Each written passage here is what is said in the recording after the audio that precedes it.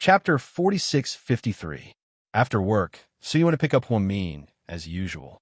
Huamian was only wearing a light blue dress that reached her knees, and she was wearing white shoes. She wasn't used to dressing like a rich madam, so she still dressed like a girl. After getting into the car, she realized that something was wrong with Suyu. "What's wrong? Are you feeling unwell?" Huamin asked. "Honey, my heart doesn't feel well." "What's wrong? Did you drink?" "No." "Then why would your heart feel unwell?" Huamin really believed him. "Feel it. My heart rate is different from usual," Suyu said, feeling wronged. Confused, Huamin really reached out to feel it. "No, your heart rate is normal, but someone made me feel unwell." "Really? Who made our president Su angry?" Huamin laughed. It was obvious that Suyu was throwing a tantrum. "Honey, I have a friend. He loves his wife very much, but his wife went to see her ex-boyfriend behind his back. Do you think he should punish his wife by kneeling on a washboard or a durian tonight?" After Suyu finished speaking, Huamin immediately understood. Then he giggled. "You're still laughing? You're such a big shot. Aren't you embarrassed to stalk someone?" "I'm not stalking her. It's just that Mrs. Su is so famous now that she doesn't even know that someone is secretly taking photos of her." Suyu pouted. "I'm not a big star. Why would anyone secretly take photos of me?" "Okay, it's just meeting with Ning Ziyuan today. It's simple. That scumbag wanted to borrow money from me, but I didn't." "Borrow money? Why do you need money?" "His father has cancer," Huamin said.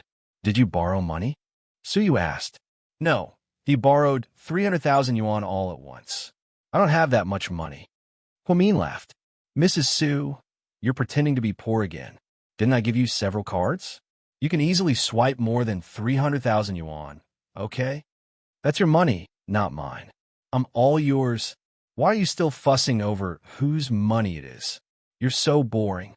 Suyu leaned on Huamian's shoulder and whined. "Mr. Su, please drive home quickly. I'm starving. I want to eat." "Then let's go out to eat." "No, let's go home and eat." "Okay, what do you want to eat?" "The soft fried pork tenderloin you made last time was pretty good." Huamin carefully recalled that Suyu's culinary skills seemed to have improved a lot recently. "No problem. Let's go." When Huamin said that he was hungry, Suyu forgot to denounce him. The two of them didn't mention Ning Ziyuan's request to borrow money again. That night, Huamin saw that his colleagues at the hospital all shared a fundraising post on their WeChat moments. It was from Ning Ziyuan's father. It was a charity fundraiser that he started himself. It seemed that someone as prideful as him had no choice but to raise money from the public. Huamin thought for a moment and anonymously donated 3,000 yuan. It was more or less a token of appreciation. She had already done her best for Ning Ziyuan. That night, Suyu had a video conference with the overseas branch. Suyu spoke in English the entire time. Huamin realized that Suyu's English was an American accent. It was very handsome and smooth. Moreover, during the meeting, he really looked like a boss. Huamin made a cup of coffee, walked over, and placed it on the table. In order not to disturb Suyu, he wanted to turn around and leave. However, Suyu pulled him hard, and he fell into Suyu's arms. Then, Huamin was caught off guard and met Suyu's subordinates from the overseas branch. Suyu mischievously said in English, "Let me introduce you. This is my wife, Huamin." Chapter 4654. "Come on, say hello to them." Huamin shyly greeted them in English. Then, she quickly got up and ran to the side to hide from the camera. "What are you doing?" "You scared me to death," Huamin complained in Chinese. Suyu smiled but didn't say anything. "You still have the cheek to smile? I'll deal with you later." When Suyu came out of the meeting, Huamin was downstairs watching a TV show. At this time, was hiding in his room, playing games and refusing to come out. Suyu went straight to the kitchen, took out some fruits from the fridge, washed them, cut them, and brought them up. He placed them in front of Huamin. "Mrs. Su, please have some fruit." "Thank you, Mr. Su." Suyu sat down next to Huamin and put his arm around her shoulder. He could clearly feel the warmth from her body. Every time this happened, he would have a feeling. It was as if there was a voice in his heart that kept saying, "She's mine. She belongs to me and only me." "Honey, what TV show are you watching?" "Ghost blows out the light." "Aren't you afraid?" It's so late. Suyu was speechless. I'm not afraid. When I was in medical school, I studied corpses with a few classmates at night. Suyu, women in medical school are indeed powerful. Suyu gave her a thumbs up. By the way, honey, I've been planning to use your name to set up a charity foundation to help families in need. That's a good thing. Mr. Su, you're very ambitious. Huamin reached out and patted Suyu's head. I'll get my assistant to follow up on this matter and work with Southside. No problem. Then, the first sum of money from the foundation will be used to treat Ning Ziyuan's father, Suyu suddenly said. Huamin paused and looked at him. Why are you looking at me? That scumbag Ning Ziyuan is hateful, but his father didn't do anything wrong. I heard that he used to treat you very well. Since we know each other, we should learn from Lei Feng and do good deeds for him. Plus, the money is from the charity fund, so it's good fortune for us. Suyu actually wanted to say that 300,000 yuan was not a lot. He could lend it to him or give it to him. After all, that person could not afford it. But later, he felt that it was inappropriate, so he thought of the public welfare fund. Huamin was touched after hearing that.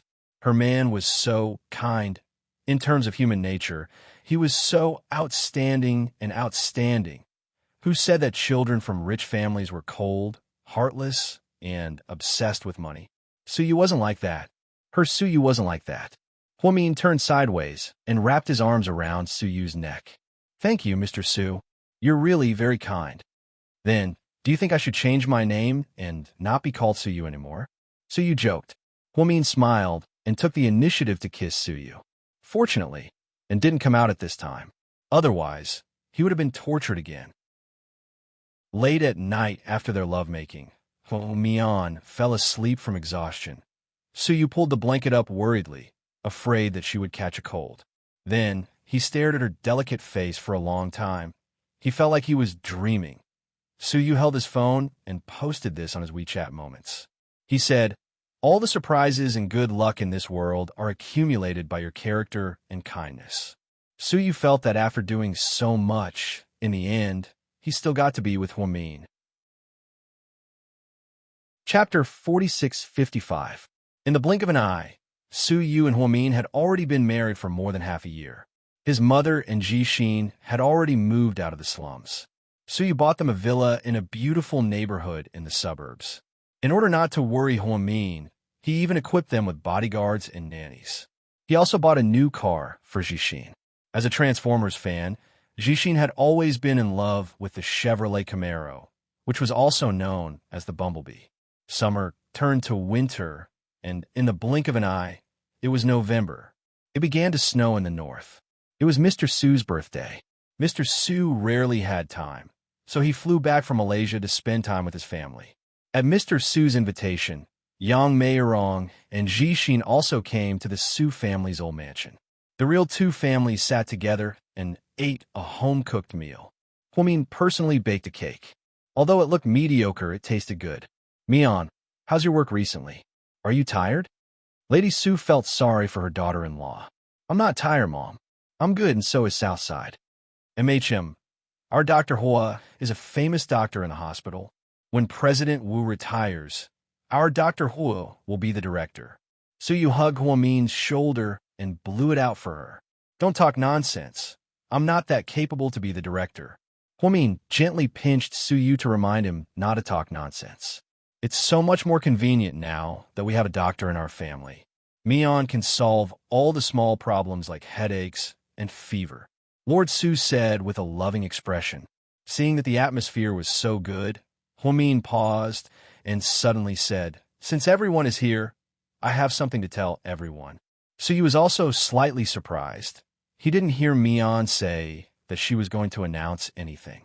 Therefore, Suyu, who didn't know what was going on, was actually slightly nervous. Hearing Huamin's words, everyone's gazes immediately turned to him. Grandpa, Dad, Mom, Mr. Su, Mom, little brother. Today, I officially announced that our family will have a new member. Huamin looked at everyone's faces and said word by word. When she had just finished speaking, no one had reacted yet. Lady Su, on the other hand, had some clues. After the ecstasy, he asked her excitedly, Mian, you're pregnant? Yes. Huamin nodded shyly. Then the whole family boiled over. Only Suyu was still in a daze. He stood rooted to the ground, as if he hadn't reacted yet. Lady Su nudged her son. What are you waiting for? You're going to be a father. I'm going to be a father? Suyu repeated in a daze. Mion, how long has it been? Yang Mei-Yirong couldn't help but get excited. It's very small. Only 4 weeks.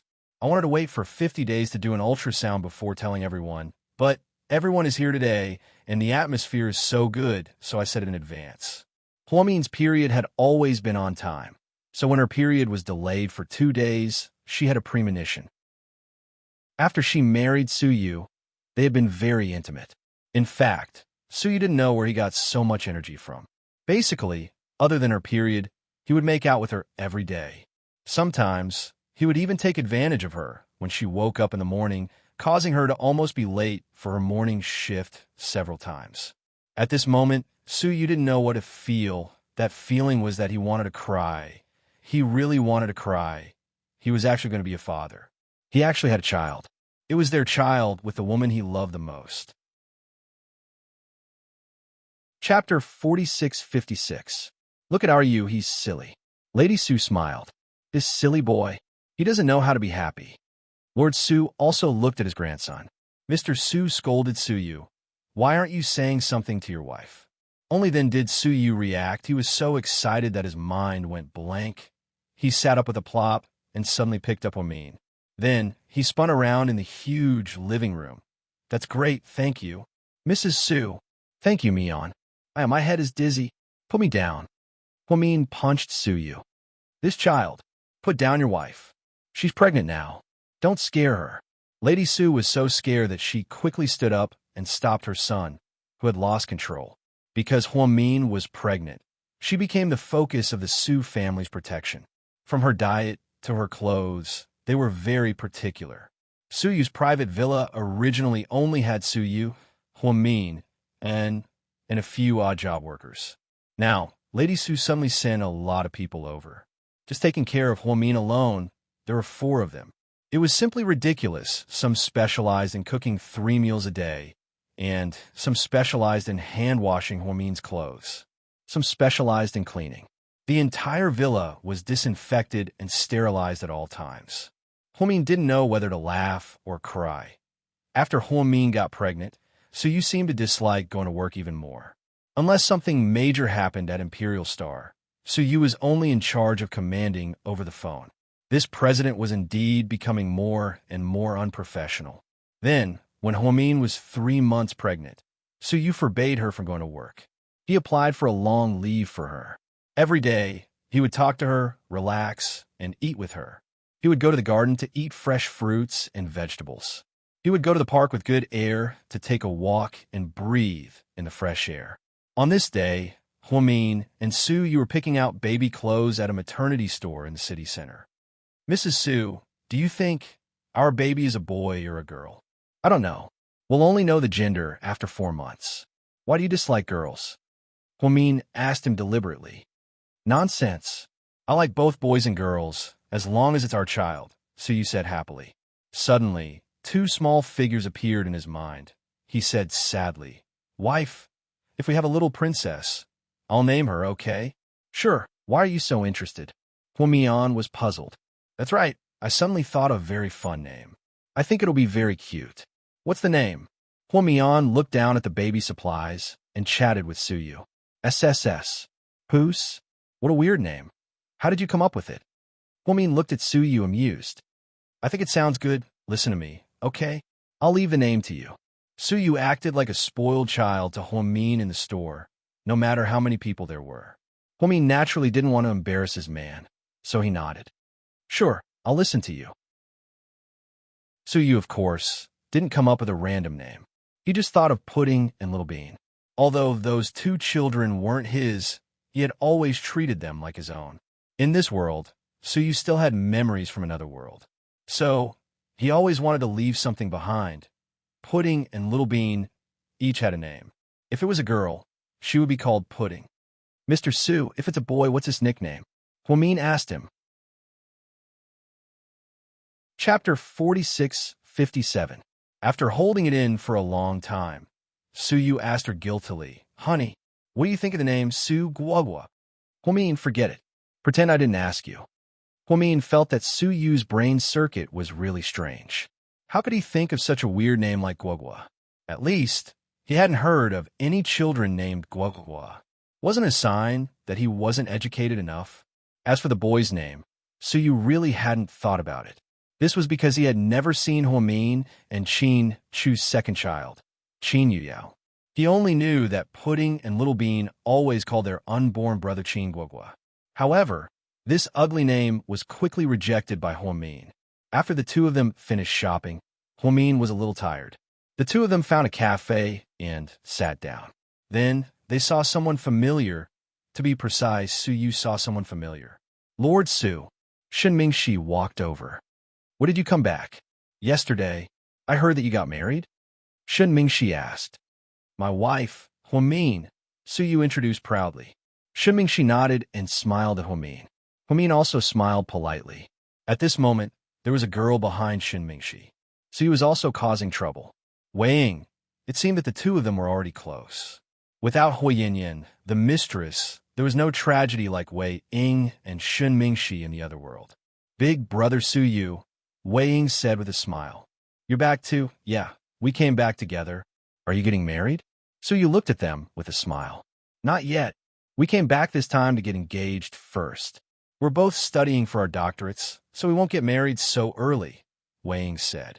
After exchanging a few pleasantries with his old friend, Suyu returned to his seat.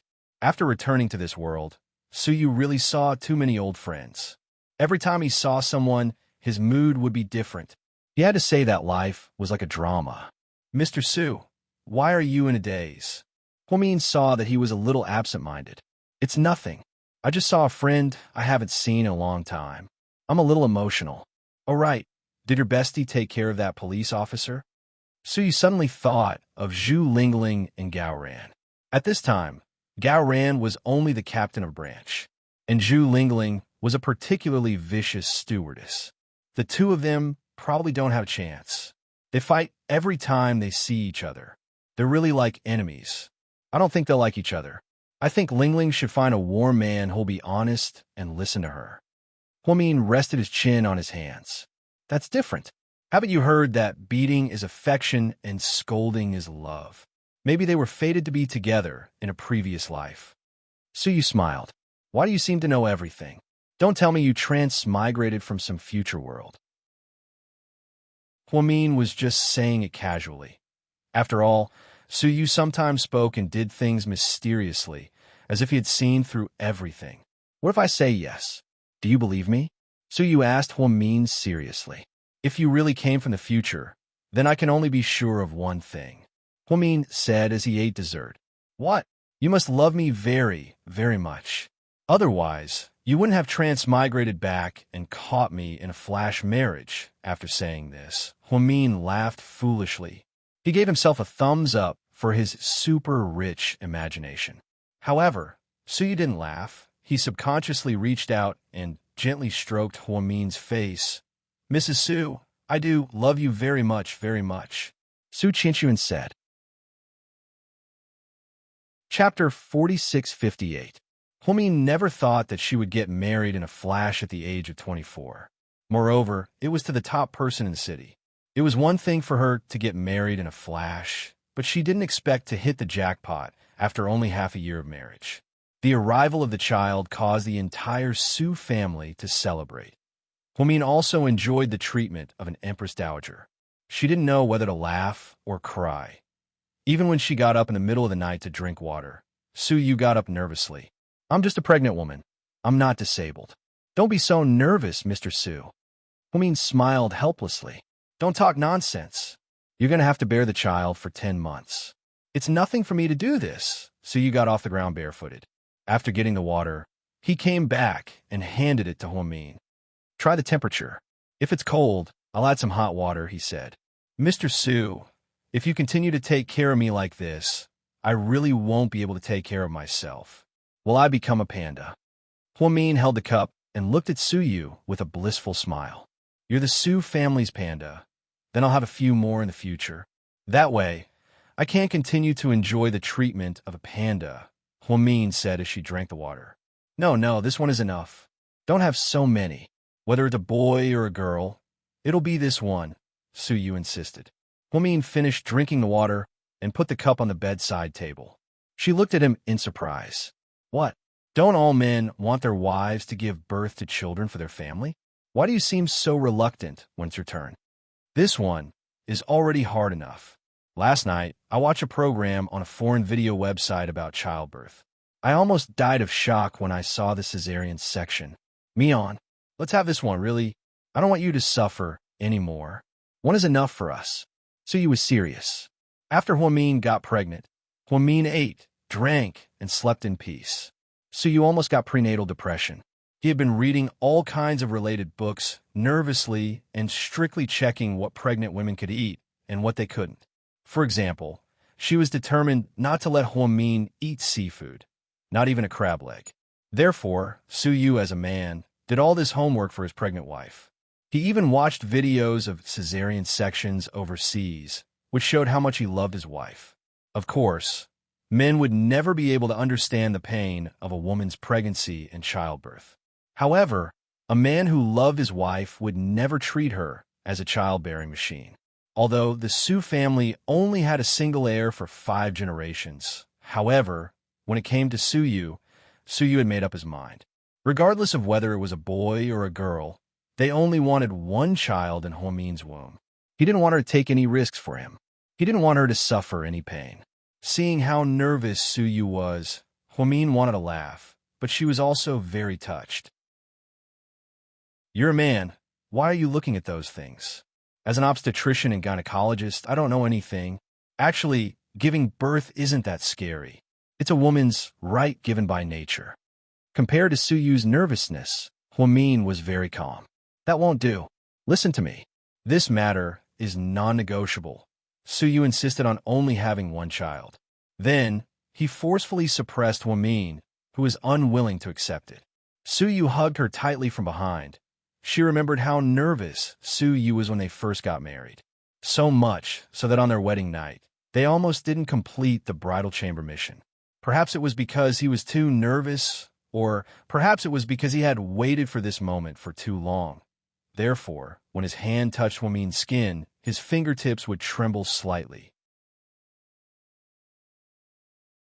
Chapter 46-59. From summer to autumn, and now to winter. He had just gotten used to this rhythm and thought that he could enjoy the two of them. He didn't expect the little one to arrive so quickly and completely disrupted their plans. Mion. Compare to calling her honey, Mrs. Su, wife. Mion. Suyu preferred to call her Mion for some reason. Every time he called her Mion, he would feel happy. However, he could only call her that at night after they went to bed. Otherwise, he would definitely be scolded in front of Tang Chuan and Wei Liao. Especially Tang Chuan. He might vomit if he heard it. After all, who would have thought that the once hot-tempered young master would one day become as clingy as a teddy bear? Not only was he clingy to his wife, but he also chased after her and called her Mion. Just thinking about that scene was enough to make one laugh for 500 days. Mion, yeah? Huamin smiled sweetly. I'm sorry. The child's arrival disrupted my plans to take you on a honeymoon. Otherwise, I would have taken you to Fiji after the anniversary celebration this month. So you hugged Huamin tightly from behind and apologized gently. It's okay. We'll go after the baby is born. Anyway, I gave birth naturally. I won't rest for long. But I heard that natural childbirth is very painful. Suyu's heart ached. A C-section is even more painful. Huamin was actually just joking, but Suyu remained silent. Hey, what's wrong? Huamin suddenly turned over and saw Suyu's melancholic eyes. When Suyu was in another parallel world, he had accompanied Huamin to give birth. It was when they had twins, Pudding and Little Bean. At that time, Qin Shu was still in the United States, and Suyu was so nervous that he didn't know what to do. Huamin's labor hadn't gone very smoothly. The hardship she had suffered in the process couldn't be explained in just a few sentences. Ever since then, the experience of having a child had left a shadow in his heart. Although he wasn't the one to give birth to the child, it was still more painful than giving birth to the child himself. After all, he loved his woman dearly. Mr. Su, don't tell me you have prenatal depression? Huamin teased him on purpose. She deliberately placed her finger at the corner of his mouth. She could even vaguely feel some stubble on his beard. Mian, thank you for giving birth to the baby for me. Thank you. Su kissed Huamin's forehead lovingly. Mr. Su, don't you think it's mushy that you have to confess to her every day? No, I just hate that my life is too short. Otherwise, I could confess for tens of thousands of years. Do you believe me? Every day, before going to bed, the young couple would talk about all sorts of things, gossip, and interesting things. In short, Suyu's empty private villa. Ever since Huamin moved in, it had become much livelier. Perhaps it was because it smelled like home at a weekend gathering with friends. Suyu brought Huamin to the top floor of the Wei family's revolving restaurant. It was said that one could overlook the night view of the entire city. In recent years, the Wei family had been doing well in chain restaurants and hotels. There was only one reason why Wei Liao took the initiative to treat them. He was in love. Wei Liao didn't believe in fate in the past, so when Suyu kept talking about Dr. Jiang, he was indifferent. Later, he couldn't help but be curious and went to the Municipal Public Security Bureau to look for her. He even deliberately called Jiang Xiaowei's number. Only then did he realize that this woman was too interesting. She was his type.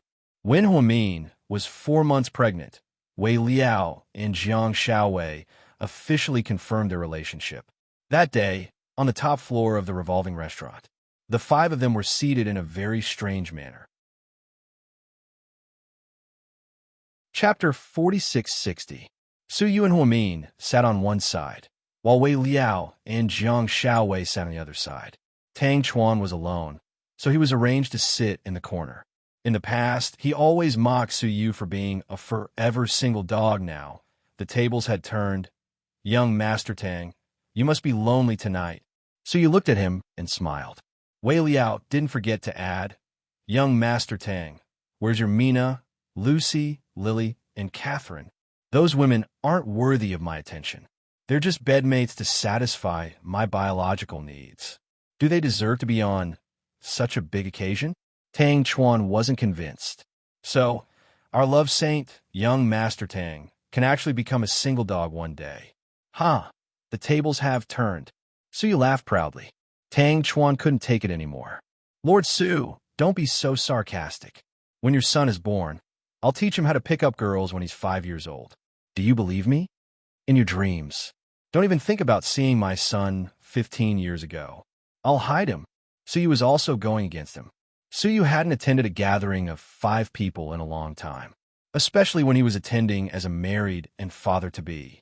In Wei Liao's words, Suyu was so proud that his tail was about to reach the sky. Suyu, look at how smug you are. Is your child going to be named Su Shi? Tang Chuan teased him. Before Suyu could say anything, Wei Liao added, why don't we call him Scottish Braised Noodles? His words caused everyone to burst into laughter. None of these people looked like super rich people. They were all a bunch of losers who spoke in a local dialect. Jiang Xiaowei and Huamin got along very well. The two of them talked a lot about prenatal education. When Huamin returned, he dragged Suyu to the living room to play the piano. Huamin had never learned music, and his singing was average. However, Suyu was different. The Su family focused on diversity.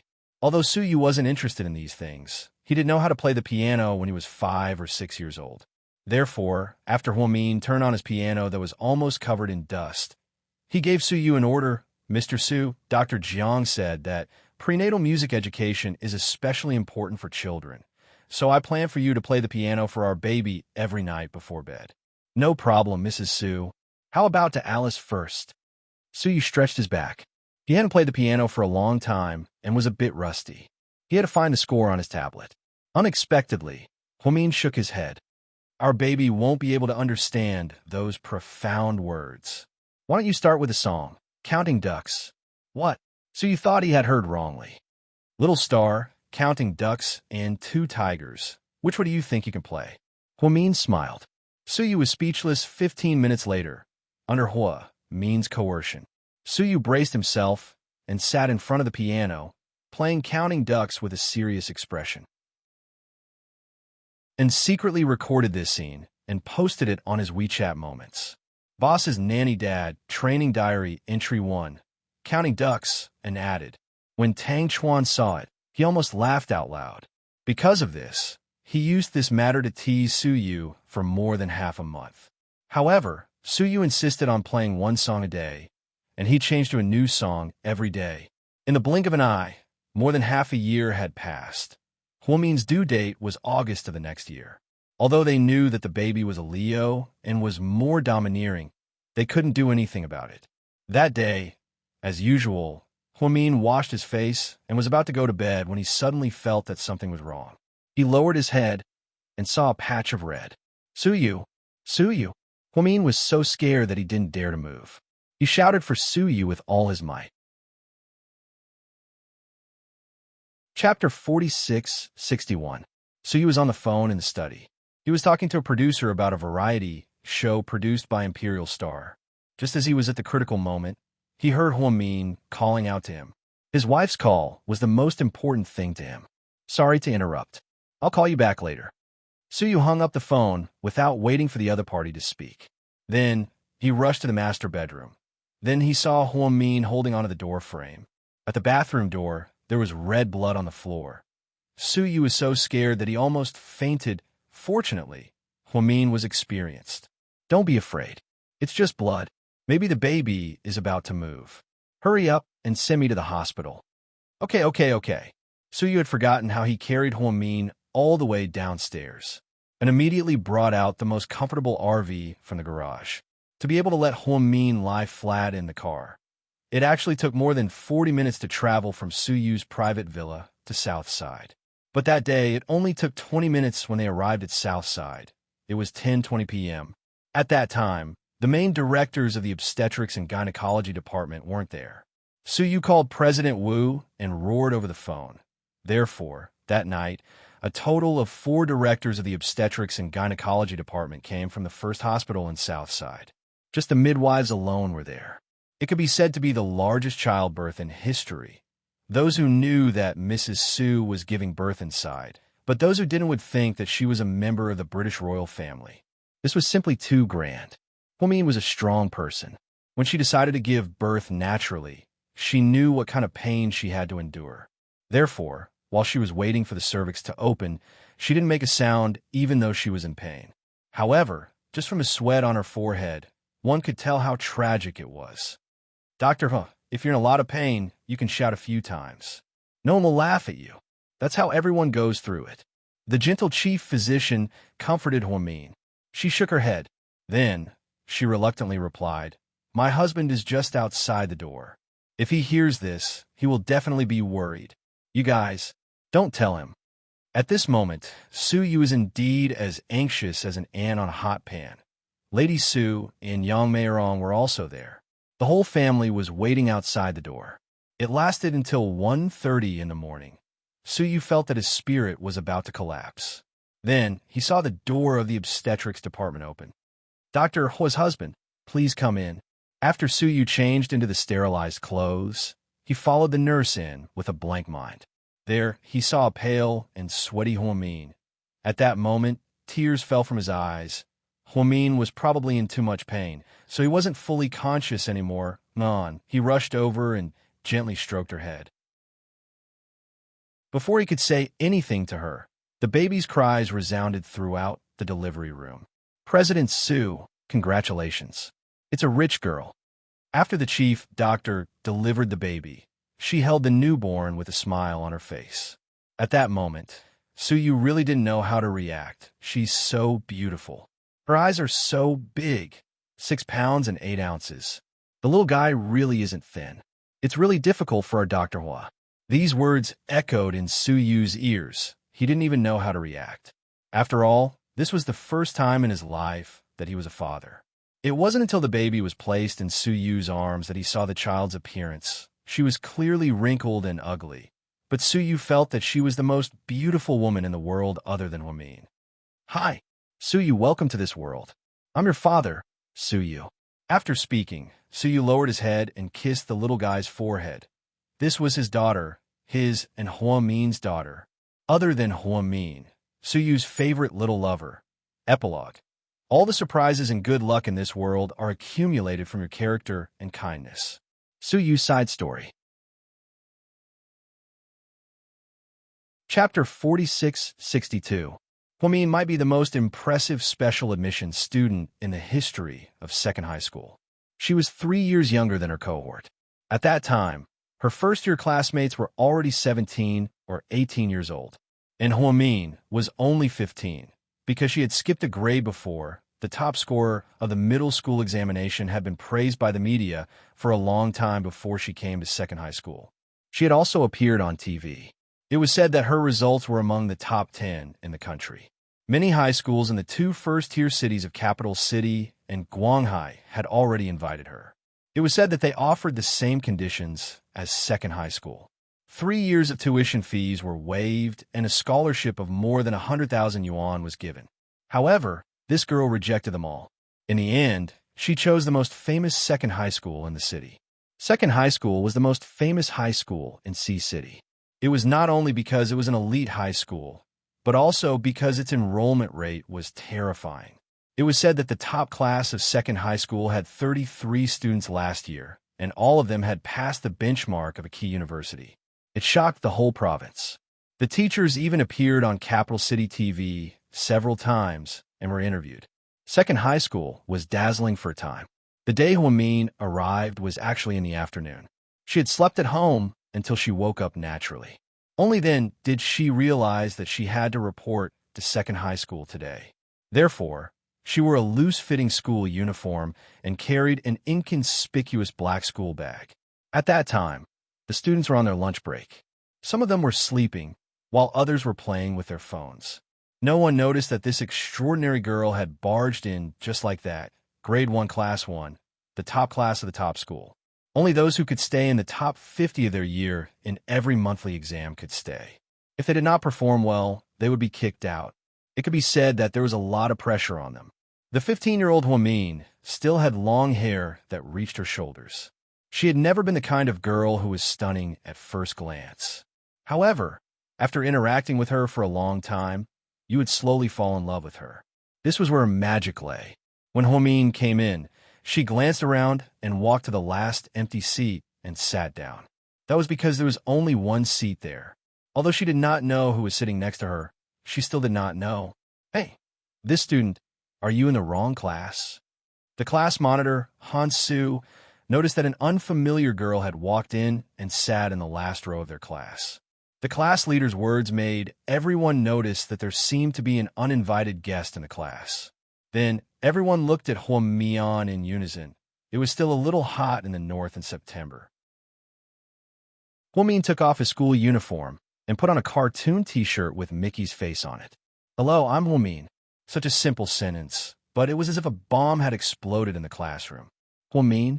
Fuck, the legendary godlike figure, a genius, the top scholar in the middle school exams. She had been on TV, had her school fees waived for 3 years, and had even received an additional scholarship of more than 100,000 yuan. Everyone's reactions were chaotic. However, the person involved was still very calm. Han Su was also taken aback, but the class leader was quick to adapt. So you're Huamin. Hello, welcome to class 1. Han Su smiled. Sorry, I'm a little sleepy. I'll talk to you later.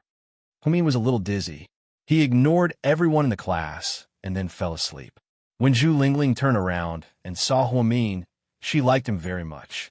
Fuck, I like this damn girl's personality. She's so arrogant. Zhu Lingling almost ran up to her and gave her a thumbs up. Chapter 4663.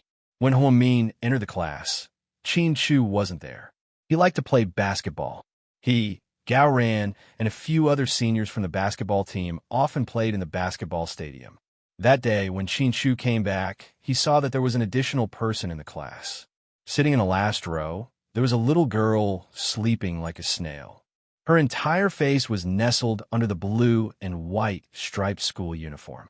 However, the fatty sitting next to Qin Chu gossiped and reminded him, School hunk, Qin, look, the straight student is here. Qin Shu glanced at Huamin. He still didn't see her face, but he wasn't interested. The first period in the afternoon was Teacher Yao's class. Teacher Yao was the homeroom teacher and also taught Chinese. She had the best reputation in the entire second high school and was also the strictest teacher. At that time, Teacher Yao wasn't old yet. She wore black-rimmed glasses and looked around the class. Even the few troublemakers who usually didn't listen to the class would tremble. In the end, Teacher Yao's gaze landed on the girl in the last row. Huamin seemed to be still asleep and didn't hear her. At this moment, someone beside her reminded her, "The teacher is calling you." Only then did Huamin get up in a daze. "Introduce yourself." Teacher Yao liked this straight student very much. It was said that she was a legendary straight-A student in junior high. "My name is Huamin. Thank you, everyone." These 8 words were so short. There was no long speech or showing off her literary talent. As expected, she was simple and low-key. Teacher Yao smiled. "You won't be able to see the blackboard clearly if you sit in the back. Let me change your seat for you." At this moment, everyone turned to look at Huamin for her reaction. "Teacher, I'm fine here. That's all." Without giving the teacher a chance to change her seat, Huamin sat in the last row. Why? Because it was convenient to sleep. Teacher Yao's class was very long. She was talking about classical Chinese. Huamin only listened for 10 minutes before she felt sleepy again.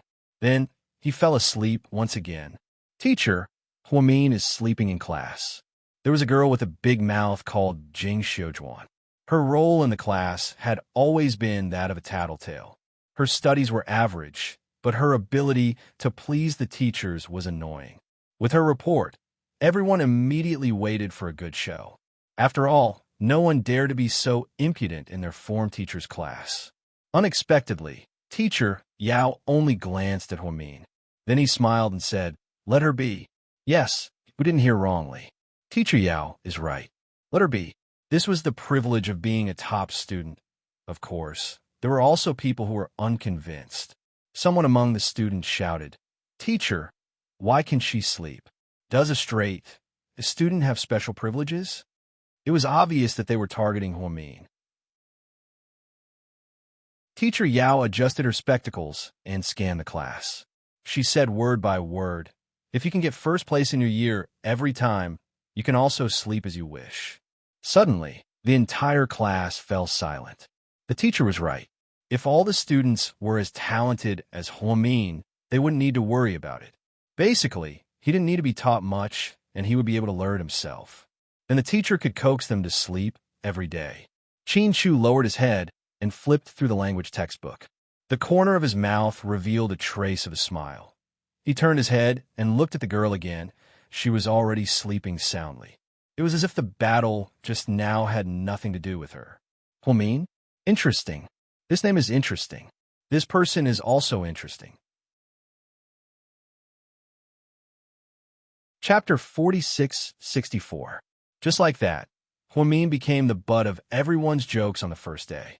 She was a woman of few words. Other than sleeping, she spent the rest of her time playing with her phone or reading the extracurricular books she brought.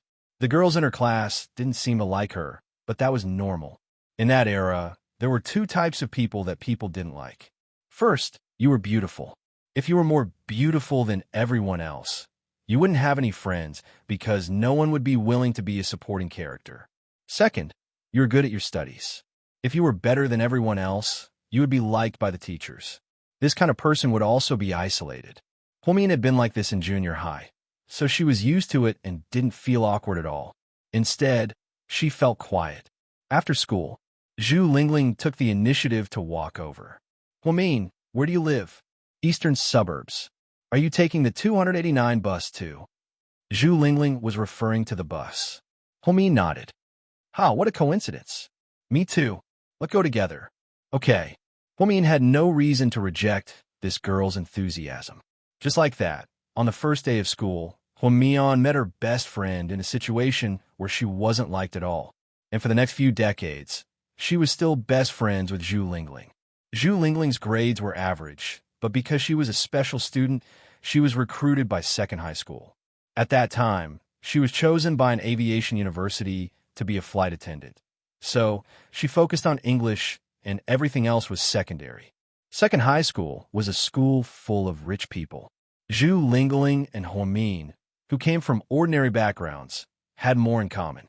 In the first week that Huamin came to Class 1, he had already become a celebrity in the school. At that time, every day during lunch break or between classes, many people from other classes would come to the classroom door and look through the glass. It was like a panda exhibition in a zoo. Then, everyone would discuss in private. Look, that's Huamin. She looks average. I couldn't tell that she's so good at studying. Yeah, she's the top scholar in the middle school examination. I heard that our principal personally went to her house to invite her. She's a god. She's pretty cute. If she were my girlfriend, would she tutor me for free? Haha. Huamin basically pretended to be an ostrich most of the time. Sometimes he would just put on his headphones and ignore everything else. Inside the basketball stadium after finishing his section, Qin Chu sat down to rest, sweating profusely. Gao Ran handed him a bottle of water. Qin Chu took it and gulped it down. Beads of sweat slid across the tip of his handsome nose, making people want to scream. She didn't know why, but at the age of 17 or 18, he was emitting such a seductive pheromone. Chu, I heard that there's a genius in your class? Gao Ran gossiped. Yes. Then won't you be number 2 forever? Huh? Gao Ran gloated. Qin Chu glared at him, and he immediately shut up. I think there's a way to deal with her, Gao Ran said. Qin Chu still didn't say anything. You can chase after her and use a gentle trap to influence her. While she's not paying attention, you could be number 1 in the grade. Haha, isn't that despicable? Gao Ran fantasized. Go ahead. After Qin Chu said this, he stood up and walked to the court handsomely. At that time, Gao Ran and Qin Chu didn't know what kind of important role Huamin would play in their lives. Chapter 46-65. Qin Chu and Huamin met for the first time half a month later. One afternoon, Qin Chu came back late from playing basketball. There were only a few people left in the cafeteria. Huamin, on the other hand, overslept, and it was already very late when she got there. The cafeteria was about to clear the tables and go to bed. The two of them walked in one after another. Is there any food left? They actually asked the same question in unison. Qin Chu and Huamin looked at each other. There's only one set left. Why don't you two share it? The auntie in the cafeteria scooped out the leftover rice and dishes and placed them on a plate. Qin Chu frowned slightly. He didn't have the habit of eating with others. He wanted to go out for a bite, but he looked at his watch. There were less than 25 minutes until the afternoon class. He wouldn't be able to make it in time. Huamin also slept the whole afternoon. He was a little hungry. He didn't want to eat, right? He would definitely feel uncomfortable. If he ate, he would have to share with others. The two of them were in a stalemate. In the end, Qin Chu took the plate. He slowly walked to the empty seat. He didn't invite her because he wasn't the kind of person who took the initiative to talk to girls. Huamin licked his lips and took out 2 pairs of disposable chopsticks. Then, he walked over generously and handed one to Qin Chu. He kept the other for himself. Then, the two of them calmly shared a plate of lunch. The most amazing thing was that they didn't say a single word. That was also amazing. The two of them were indeed very good at holding back. When they returned to class together, the bell had just rung. When the other students saw them walking back together, they felt a little strange. During the break between classes, Lu Xiying, who had always had a crush on Qin Chu, never held back or avoided anything. This was because she and Qin Chu went to the same school since junior high. With her grades, she was able to enter second high in class 1. Like Wei Dong, she relied on money to get in. She bought bread and energy drinks from the supermarket in school. You seem to be very tired from playing basketball recently. Eat more. Just like that, Lu Xiying generously delivered food to Qin Chu. Bread and water were placed directly on his table. This attracted the envious gazes of the other students. In fact, Lu Xiying was quite pretty. Her hair was longer than Huamin's, and her voice was gentle and soft. Of course, her gentleness was only for Qin Chu. Qin Chu glanced at it coldly. I don't like bread. Lu Xing felt awkward for a moment, then smiled. Then drink some water first. Qin Shu glanced at the functional drink without giving him any face. You'll get fat if you drink this. Why don't you keep it? This sentence made Lu Xing's face turn ugly, but she seemed to be used to Qin Shu's attitude. Lu Xing silently took back the bread and water. She did not give up and added, "What do you like to eat? Tell me next time." Qin Shu ignored her and took out his phone to watch the basketball news. At that time, Kobe had just become famous in the league. Qin Shu liked talented basketball players like Kobe and always wanted to go to the United States to watch him play. Therefore, he did not pay attention to any girls. Wei Dong was more interested in the new straight-A student. This was because at that time, most boys liked girls who were more unique. Wei Dong moved closer to Huamin, which was the last row. "Huamin, what are you doing on the weekend?" "Sleeping at home. There's a Disney animation this weekend. Let's go watch it together." "Then I'd better sleep at home," Huamin said calmly. As soon as he finished speaking, the surrounding students burst into laughter. "Then it's fine if you don't watch the movie. Help me with my homework. My dad said that he'll give me more than 1,000 yuan a month. If you can help me with my math, I'll give you the 1,000 yuan." Wei Dong continued to tempt Huamin. Qin Shu was not far away, so he heard Wei Dong's words clearly. He was very curious about what Huamin would say. Chapter 46-66. Huamin licked his dry lips and glanced at Wei Dong indifferently. "With your aptitude, I can't teach you no matter how much money you give me, Wei Dong." It wasn't that Huamin didn't give him face, but Wei Dong's aptitude was indeed too poor. He was probably the student who had received the most money in the history of Second High. Others only received a few 100,000 yuan, but Wei Dong's family received almost 1,000,000 yuan in funding. It was said that the principal wasn't very willing to accept him, and in the end, Wei Dong's father had to pull some strings to settle it. He didn't know why some parents were so persistent. Their child was already in high school. How could they not know if his grades were good or not? He clearly didn't have the talent for learning, yet he still forced his child to attend a key high school. This mentality was a typical Chinese education. Wei Dong was the last student in Class 1. His grades were very stable because there was no room for him to fall. In every exam, he had to rely on his stupidity for the multiple-choice questions, which meant that he had to rely on luck. As for the other questions, they were all left blank. Some subjects were even given blank papers. It directly lowered the average level of Class 1. It was said that teacher Yao had repeatedly complained to the principal about this. She wanted Wei Dong to transfer classes, but in the end, she didn't succeed. However, this guy never felt guilty about his poor grades. Instead, he was still in the mood to flirt. Moreover, the famous bad student in school was flirting with the famous top student in school. This combination was really out of place. Huamin's voice was neither loud nor soft, but the surrounding students heard it clearly. Someone echoed, "Wei Dong, stop pestering him. He already said it clearly. With your aptitude, no matter how much money you give him, he won't be able to teach you." "Ha ha." Wei Dong giggled and didn't feel embarrassed. He continued to stare at Huamin and said, "It's fine if you don't want to tutor me. I just want to ask you out to be friends.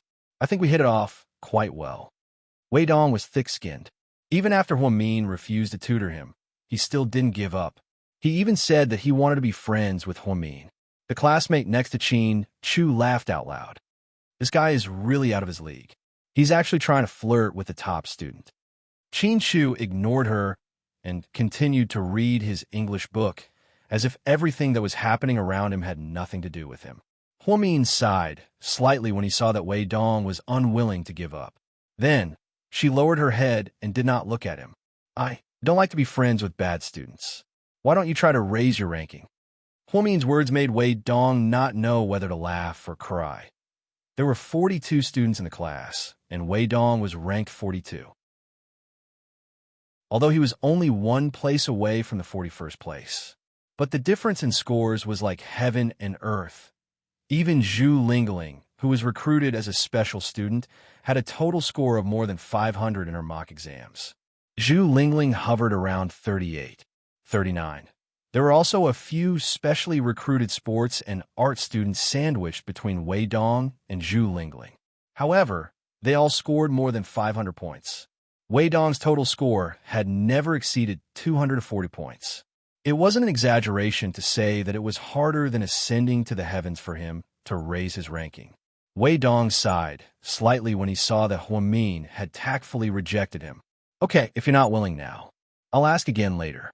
Wei Dong turned around and left dejectedly. The bell rang, and Huamin continued to feel drowsy. Gradually, a rumor spread around the school. It was said that the new top student came to Second High not to study, but to sleep. Huamin's name resounded throughout the school like thunder in less than a month after she entered the school. Chapter 46-67. The principal liked her, the homeroom teacher liked her, and all the teachers who taught her had never said anything bad about Huamin. She was talented, and she respected her teachers. Although her relationship with her classmates wasn't that good, they weren't incompatible. In short, Huamin's personality was very mild. It was as if a pot of soup had only a little MSG added. She couldn't taste the saltiness, but she could feel that this pot of soup had become more delicious. In English class, the foreign teacher was a very cheerful Australian friend. He was tall and thin, and he wore glasses. After he finished the lesson, he started to play an interactive game. Huamin, the teacher called out. Huamin was reading a history lesson. Actually, it wasn't really history. At most, it was an unofficial history. This girl had been very interested in the Three Kingdoms recently. For the past few days, she had been studying the emotional entanglements between Qiao Pai, Zhenmi, and Qiao Ji. Here, Huamin heard the teacher call out her name and immediately stood up. Read the following paragraph. Try to pronounce it as accurately as possible so that everyone can learn. Okay. Huamin looked at the densely packed English characters in the foreign language book and read it fluently. The surrounding students all looked at Huamin with admiration, watching the brilliant performance of the top student. After reading a paragraph, Huamin was just about to sit down. Qin Shu, you and Huamin will perform the following dialogue, the teacher said. Qin Shu stood up reluctantly and didn't look at Huamin. So the two of them performed a rather difficult English dialogue. Qin Shu's voice was very pleasant. It was the kind that came naturally. At that time, many girls who had a crush on him thought that if Qin Shu could sing a song at the school's New Year's Eve party, that would make many girls drunk, right? In reality, Qin Shu not only didn't sing for others, but he also barely spoke. Other than Gao Ran from Class 8, who he was very close to, only a few boys on the school's basketball team could be friends with him. After the English class, the teacher praised them. Before class, she didn't forget to ask the two straight-A students, "Your English level is very good. Actually, you can consider going abroad after graduating from high school. With your grades, you could get into a very good university and continue to study." Huamin didn't expect the teacher to talk so far. They were only in their first year of high school, and she was already thinking about 3 years. So, Huamin didn't say anything. Qin Shu, on the other hand, replied indifferently, "I haven't decided yet." Most of Qin Shu's classmates knew about his family background. GK Corporation was a well-known listed company in the country. He's had a good reputation as Qin. S's did. He was the kind of person who had the aura of a king since kindergarten. Huamin, what about you? Do you want to consider going abroad? The English teacher asked her seriously. Teacher, I really haven't thought about what will happen in 3 years. Huamin answered truthfully. The teacher smiled. Then you can think about it now. People have to think about their own future. I'll think about it. Thank you, teacher. The teacher smiled and nodded. Then, class ended. As soon as the bell rang, Zhu Lingling rushed over. Girl, bathroom, do you want to go? Okay. Huamin didn't want to go most of the time, but seeing how enthusiastic Zhu Lingling was, she couldn't bear to refuse, so she just accompanied her. Class 1 was in the innermost area. If she went to the bathroom, she would pass by Class 2, 3, 4, and 5. Every time Huamin passed by the other classes, there would always be a group of people surrounding the door. Look, that's Class 1's. Chapter 4668. Every time this happened, Huamin would lower her head and cover her face with her school uniform. Zhu Lingling was by her side and was very protective of her. Who would have thought that something like this would happen on the way back? There was a famous hunk in Class 5. Yes, he was a very gentle and handsome boy. He blocked Huamin and Zhu Lingling's path. Huamin, please wait a moment. Huamin and Zhu Lingling were slightly startled and looked at the boy. The entrance of Class 5 was instantly surrounded by more than 10 people. They seemed to be watching the show. Or rather, they all knew what was going to happen. Hello, I'm Chi Hong. The boy's voice was very gentle, and he was wearing the same blue and white school uniform. He walked up to Huamin and introduced himself in a gentle and elegant manner. Zhu Lingling was the first to break down. She secretly tugged at Huamin's hand. Hey, he's Chi Hong, the president of the school's literature club, a very talented boy. He also looks like Pan and... You have to calm down. Huamin was speechless. Big sister, I can calm down. You're the one who's too excited. Zhu Lingling was indeed easily flustered. After all, this was the first time she was stopped by the famous person in Class 5. Huamin, come to our literature club. I heard that you scored full marks on the essay in the middle school entrance exam. We really admire you. As soon as this sentence came out, the surrounding people seemed to be disappointed and sighed. They originally thought that this guy was here to confess. Huamin and Zhu Lingling were both very famous people in Class 1. Huamin was known by the entire school as the top student. Zhu Lingling's beauty could be ranked in the top 10 of the year. Tall, thin, fair, long legs, long hair, she was the type of goddess that many high school boys liked. Chi Hong blocked the two girls from Class 1 with such fanfare. Who would have thought that it was just to invite Huamin to join the literature club? It was quite disappointing. Thank you, President. I'll think about it. Huamin calmly glanced at Chi Hong and then continued to walk forward. It was as if everything that just happened had nothing to do with him. Looking at Huamin's back, the boy was still standing there, as if he was still thinking about what she just said. Class 5 was also in an uproar. Wow, that's a top student, so cool. Yeah, she looks like a delicate little girl, but her aura is so strong. I heard that she doesn't talk much every day. Her classmates don't have much chance to talk to her. She didn't even look at our class hunk just now. She's so cool. That girl is so unique. I like her, haha. Behind him, the boys from Class 5 were still jeering, but Huamin calmly returned to class. Hey, Mian, why didn't you just say yes? I heard that there are a lot of handsome guys in the literature club. What do handsome guys have to do with me? Huamin didn't understand. You can make the first move. Pick one for yourself. Don't you think that your boring high school life would be a waste if you don't have a passionate relationship? Zhu Lingling rested her chin on her hands, looking like a love-struck fool. You read too many Qiangyao novels. Huamian smiled. To be honest, don't you want to find a guy you like to spend the next 3 boring years with? Zhu Lingling still didn't give up. The idea of puppy love was deeply ingrained in her, and then she tried to persuade Huamin. Huamin opened the unofficial history book and continued to study the 3 kingdoms. Then, he coolly said to Zhu Lingling, to be honest, I came to Second High to study, not to find a partner. Chapter 4669. Huamin's words almost made Zhu Lingling laugh to death. Huamin wasn't a humorous person, so everything that came out her mouth was extremely serious. She looked as if she was facing death with equanimity. After she said this, Zhu Lingling laughed until she fell to the ground. Ha ha, Mian, you're so damn cute. I love you. Get back to your seat, Sister Zhu. You're blocking my son. In the entire class, the person who was the closest to Huamin was Zhu Lingling. Therefore, if some student from the same class or other classes wanted to write a love letter to Huamin, it would definitely go through Zhu Lingling's hands. On the contrary, if someone wanted to pursue Zhu Lingling, they would also directly write her a love letter. They wouldn't ask Huamin for help. After all, Huamin's cold aura was too scary. It scared everyone away.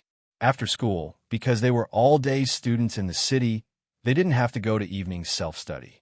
On the other hand, students from other places who lived in the school had to go to evening self-study from 7 p.m. to 9 p.m.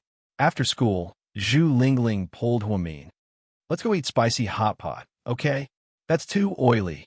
Huamin didn't like eating these snacks. He always felt that the oil wasn't very clean. It wasn't as tasty as his mother's cooking, but Zhu Lingling liked it. Come with me. I beg you. Zhu Lingling began to act coquettishly. She had always been very open-minded and straightforward, like a little pepper. Therefore, Huamin really liked this friend because she wasn't very scheming. She wouldn't make you guard against her because she wouldn't scheme against you. Although he was unwilling, he couldn't resist Zhu Lingling's coquettishness. In the end, the two of them went to the snack street near the school. It was a very famous spicy hot pot restaurant. The reason why it was called the Celestial Being was because it was extremely delicious. At noon, it was usually packed with people. The malatang here was very cheap, only 5 yuan for a big bowl. Sometimes, they would even give away a bottle of local soda during events. It's very suitable for these students. It's very economical. When Huamin and Zhu Lingling came in, they didn't expect it to be full. Just as she was about to leave, Zhu Lingling's sharp eyes discovered that Qin Chu was actually sitting in a corner opposite a boy. Their table was for 4 people, so there were 2 empty seats. Without waiting for Huamin to speak, Zhu Lingling pulled her over. Qin Chu, can we share a table with you? In fact, Zhu Lingling and Qin Chu did not talk much, but they were in the same class, and school had started almost a month ago. Why does he look so familiar? Qin Chu raised her head and glanced at them. Take a seat. She actually didn't reject him. Gao Ran, who was sitting opposite him, was extremely surprised. Zhu Lingling probably felt that she wasn't familiar with Qin Chu, so it wasn't appropriate for her to sit with him. She ran over to Gao Ran and sat down beside him. Huamin had no choice but to sit beside Qin Chu. The malatang shop wasn't big, so the tables and chairs were a little crowded. As soon as they sat down, Huamin could even smell the sweat on Qin Chu's body that had yet to dissipate from playing basketball. Mian, I'll get some food. What do you want to eat? Anything is fine with me. Huamin was probably a Buddhist girl back then. Zhu Lingling stood up to get some food. Qin Chu lowered his head and ate the malatang without saying a word. Gao Ran, on the other hand, asked Huamin nosily, Genius, hello, I've heard a lot about you. Hello. Huamin nodded politely. I'm Qin Chu's best friend. I'm from Class 8, Gao Ran. Huamin didn't say anything. I heard from Chu that your grades are extremely good, and you're also very strong. You pretend to be dead and sleep in class, and jump around after class, and you're so good in exams. Huamin, did you tell him that about me? Huamin asked Qin Chu with a dark expression.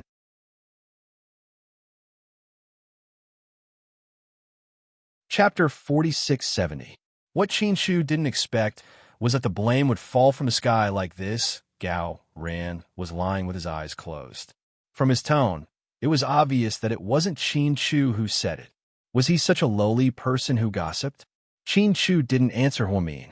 Instead, he glared at Gao Ran coldly. Gao Ran coughed violently. Ahem. I remember that Chu didn't tell me that.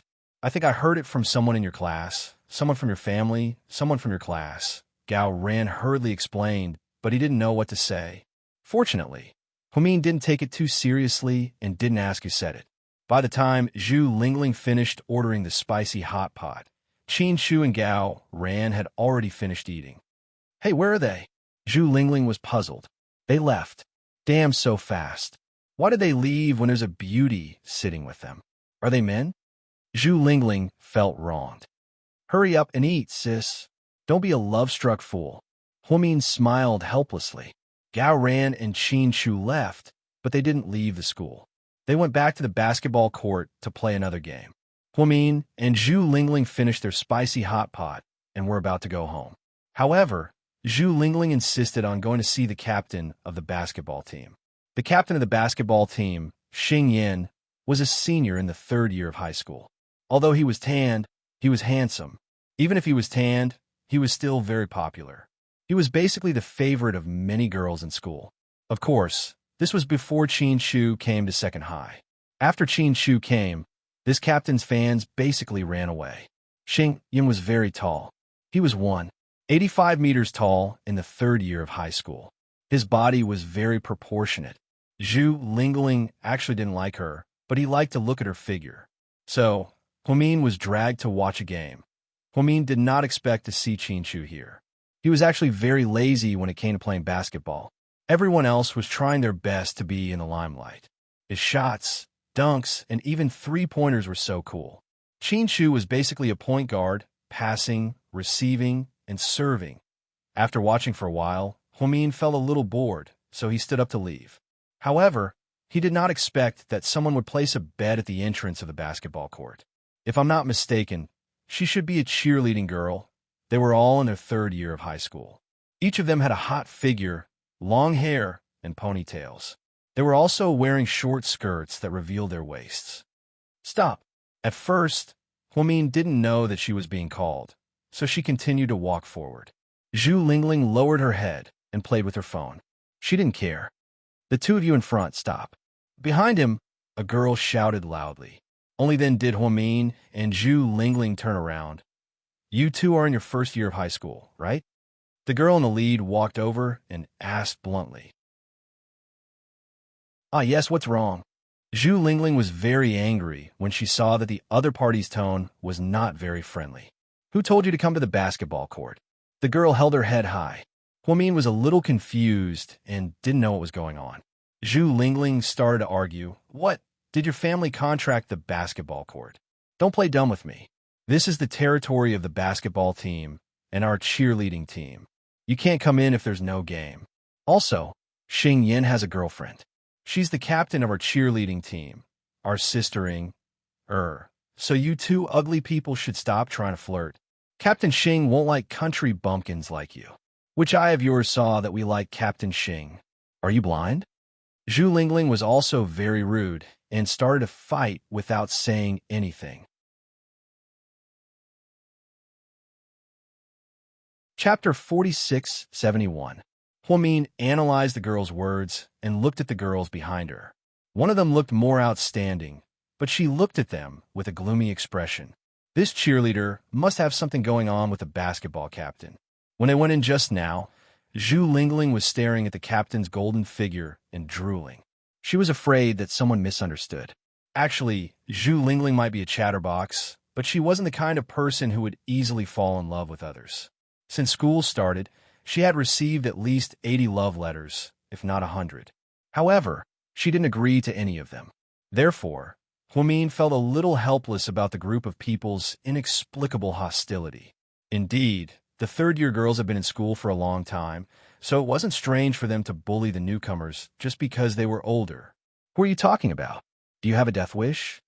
The girl wasn't polite at all. She went up and grabbed Zhu Lingling's hair. Zhu Lingling was also very fierce.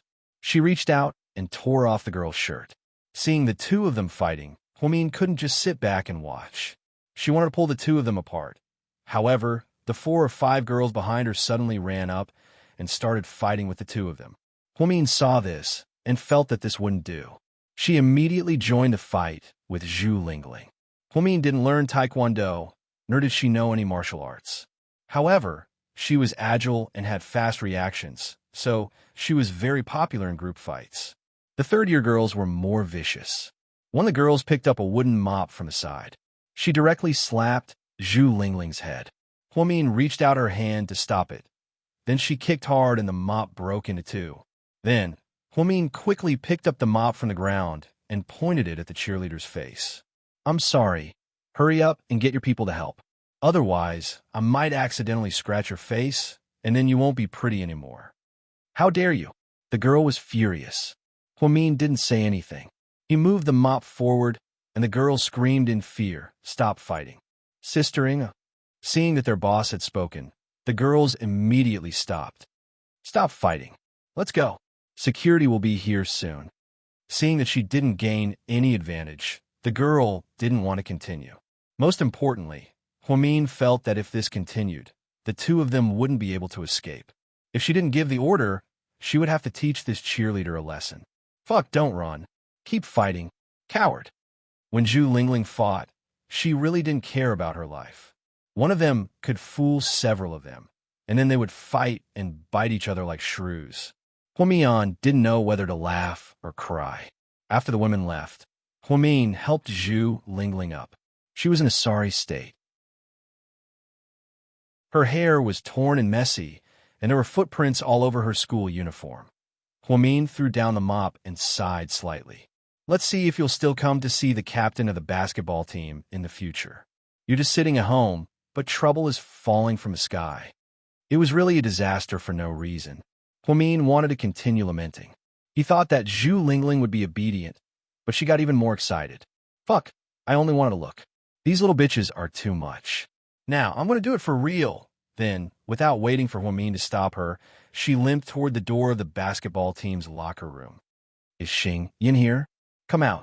Zhu Lingling let her long hair fall over her shoulders. She took off her school uniform and yelled at the men's locker room. Chapter 4672.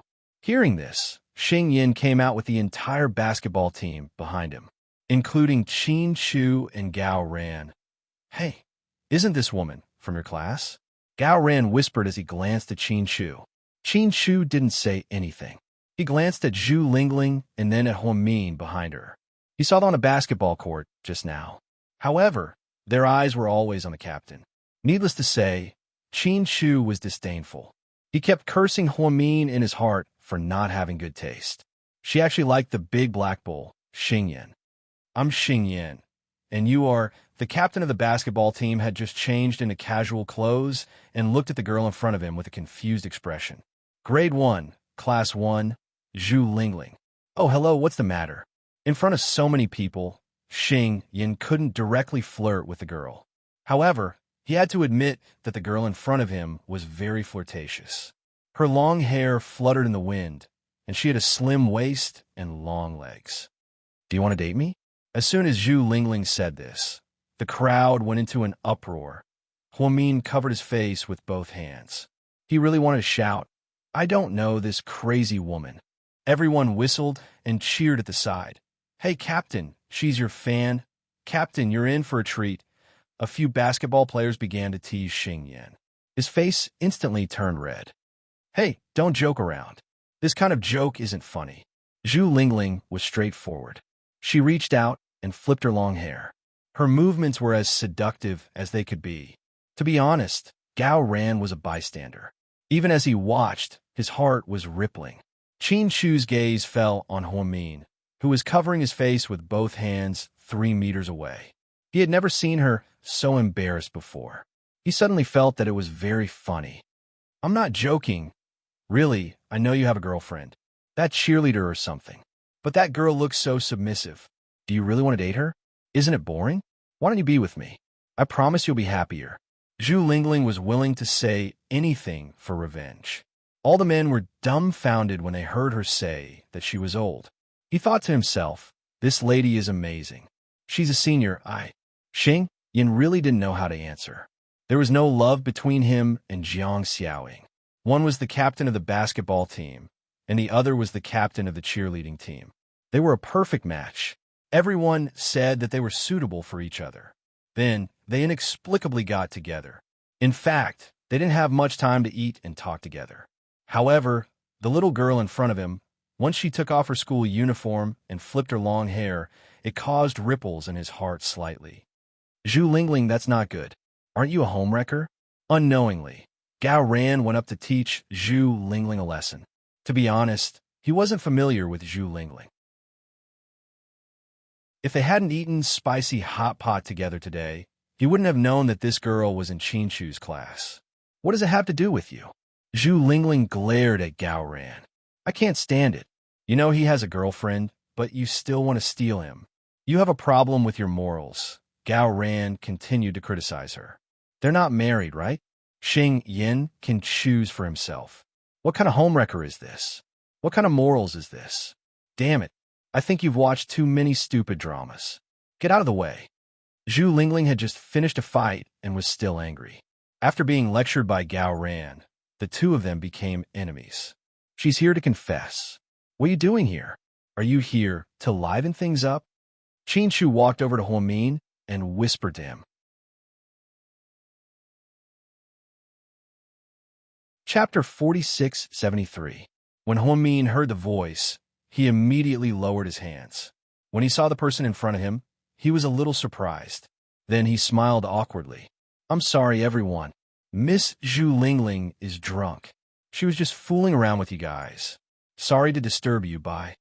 After being reminded by Qin Shu, Huamin realized that it was time to end this farce. Then he pulled Zhu Lingling and walked out. The remaining boys on the basketball team were also dumbfounded. At this moment, a busybody said they were fighting just now. Fighting? Who? Xing Yin was stunned. Miss Jiang from the cheerleading team. Your girlfriend brought people to beat up the two girls. Beat them up? Xing Yin frowned slightly. It's not really a fight. After all, they didn't take advantage of each other. Those two girls were very strong. The girls in the cheerleading team almost tore their skirts. Oh my, that scene was so erotic. The messenger covered his face shyly when he said this. Continue. Then, the little girl standing behind him almost used a mop to scratch Captain's face. Only then did he let it go. I was wondering why they started fighting, but it seems like it's all because of you, Captain. Captain, your charm is limitless. After this guy finished speaking, everyone understood what was going on. It turned out that the two groups of girls were jealous of each other. However, the girl called Zhu Lingling just now was really pretty, and she was an interesting person. Xing Yin didn't say anything on the surface. He only said with a straight face, let's go. After changing his clothes and walking out, Gao Ran still yelled, I say, what kind of taste does Zhu Lingling have? She actually likes such a tan guy. I'm so handsome, but she didn't even notice me? She even wants to fight with me. Xing Yin, that blockhead, is not charming at all. These kids are worse than each other. There's something wrong with their eyes. Qin Shu only smiled and didn't say anything. He wasn't interested in school gossip. However, this was the first time he saw Huamin covering his face with both hands. That expression of embarrassment was extremely interesting. Chu, what type of girl do you like? After complaining, Gao Ran asked Qin Shu. Qin Shu lowered his head and carried an LV souvenir bag with one hand. Inside the bag was a basketball and a towel. After all, only Mr. Qin would use a bag that cost more than 100,000 yuan as a utility bag. Do you prefer someone as sweet as the campus belle, Dong Wenwen, or someone as intellectual as Yu Ge, or someone as chilly as Zhu Lingling, or someone like a cheerleader or a supermodel like Jiang Xiaoying? Gao Ran listed out 4 types of girls in one breath for Qin Shu to choose. None of them. Indeed, these 4 people were not Qin Shu's type. When Qin Shu was in junior high school, there were many girls around him. There were all kinds of girls, but he had always been unmoved by them. The number of times he spoke to a girl still did not exceed 3 times. I say, bro, you don't like guys, do you? Qin Shu glanced at him coldly. Gao Ran didn't dare to continue speaking. When Qin Shu and Gao Ran walked out of the school, they saw a group of tattooed youths riding motorcycles loitering at the school gate. Then, Jiang Xiaoying went up and said something to them. Qin Shu didn't say anything, so Gao Ran continued. I heard that Jiang Xiaoying's father owns an underground casino. Several baths and entertainment centers are owned by her family. She's not going to find people outside of school to deal with those two in your class, is she?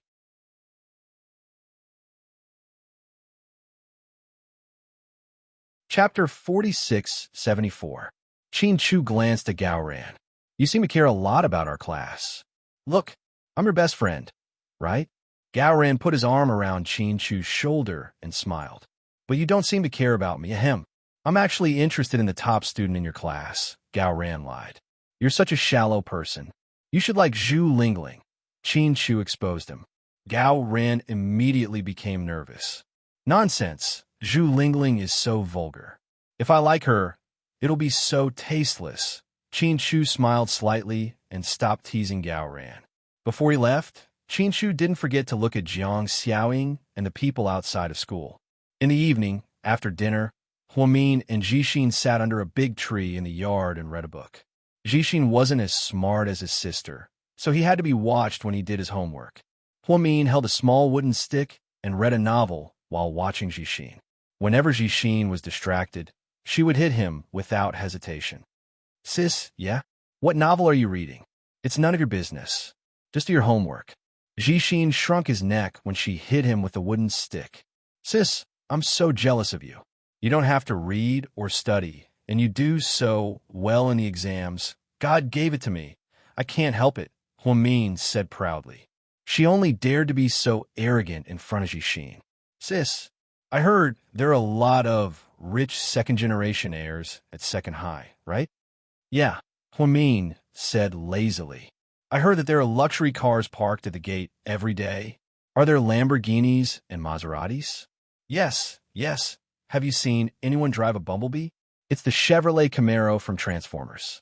That's my favorite car. It's so cool. The more Jishin spoke, the more excited he became. When his sister was in high school, Jishin was only in the 5th grade. You're still so young. Don't be so exaggerated. I remember that you used to praise people by saying they were good at their studies. Why is it getting more and more different now? You're just saying they're rich. You're too realistic. Huamin felt that unknowingly, the pure school was no longer like it used to be. Kids from rich families had a sense of superiority in school. Wei Dong in their class, for example, was so bad at his studies, but because he was rich, he could walk. Haha, sis, have you seen Meteor Garden? I think you look a lot like the female lead, Shanai. I just don't know if you'll be lucky enough to find a Daoming temple. Jishin chuckled. At that time, Meteor Garden was a hit, and everyone was talking about it. Strangely, Huamian wasn't interested in those idol dramas. Instead, she held onto a supernatural novel or an unofficial history book, unwilling to let go. Just do your homework. Stop gossiping. Mian, come here for a second. As Huamin and Jishin were talking, their mother stood at the door and called for Huamin. Huamin stood up, put the novel aside, and walked over. Mian, here's your pocket money for next week. Yang Meirong took out 50 yuan and put it in Huamin's hand. She was a day student, so her cafeteria meal card was charged regularly. The 50 yuan her mother gave her was her pocket money for next week. 50 yuan for 5 days was an average of 10 yuan a day. It was a lot, especially for Huamin's ordinary family. What's wrong? If it's not enough, I'll give you another 20. Her mother was about to take out more.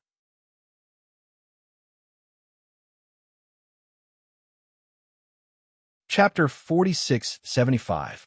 Mom, no, I have enough. I can't spend it all. Don't give me any more. We have a lot of things to spend money on. Then your pocket money won't be a problem. Mian, just focus on your studies and study abroad. Make me proud. Let the whole family see how I educate my daughter. At this time, Yang Meirong was still sulking at Huamin. Huamin understood her mother's feelings. Huamian's heart felt heavy as she held onto the 50 yuan. Uncle Jing worked hard for the family, and her mother was the only one taking care of her and Jishin. It was really not easy. Mom, I will definitely study hard. Other than making a promise, Huamin didn't know what else to do. In fact, she never thought that being more talented than others was a big deal. Huamin was still a little worried about the future. She came from an ordinary family, and there seemed to be no other way out other than to go to university. She wasn't like those rich second-generation heirs who could take over the family business after graduation. In fact, Huamin didn't want to go to Second High in the first place. She had long heard that Second High was full of rich people, and the difference in what they ate and what they used was like heaven and earth. It wasn't that she felt inferior, but she felt that she might be out of place with those people. The principal and teachers of Second High were very sincere and didn't hesitate to put down their status to visit her 3 times. In the end, Huamin went because of the high scholarship. All these years, her mother had saved in the bank and was earning interest. Her life seemed to be much better than before. The next morning, because it was Friday, Huamin was in a particularly relaxed mood.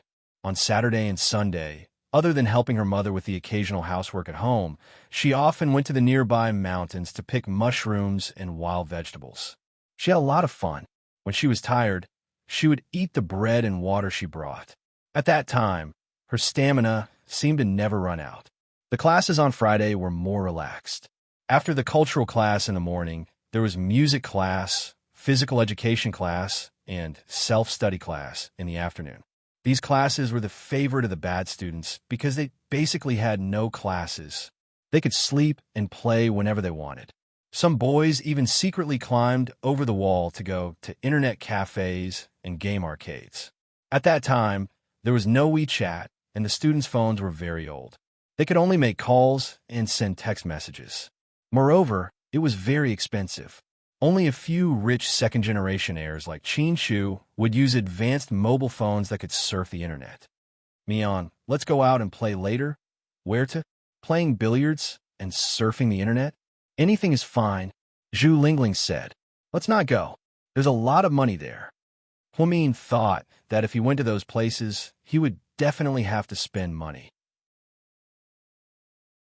His pocket money was limited, so he decided not to go. I have money. I'll treat you. No. Look, I said I'll spend money. Why don't you go? Zhu Lingling was anxious. She wanted to persuade Huamin. Your money doesn't grow on trees. Don't waste it. If you want to go, go by yourself, but you better be careful these 2 days because I think that cheerleader won't give up so easily. Huamin always felt that the senior in high school wasn't easy to deal with. It was better to be careful. Zhu Lingling, on the other hand, had always been very careless. What are you afraid of? I didn't really kidnap Xingyan and sleep with him, Zhu Lingling said confidently. Sure, madam, lower your voice. Can you not talk about meat so easily? Huamin was helpless. If he wasn't used to Zhu Lingling's dirty jokes, he would have blushed all the time. It's true. Don't be so nervous. There's sex education abroad in their teens. They'll come into contact with it sooner or later. As the two chatted, the class president, Han Su, walked over. After school today, the whole class is going out for dinner at Shungbin Restaurant. It's going Dutch, 20 yuan per person. Before Han Su could finish, Huamin shook his head. I'm not going.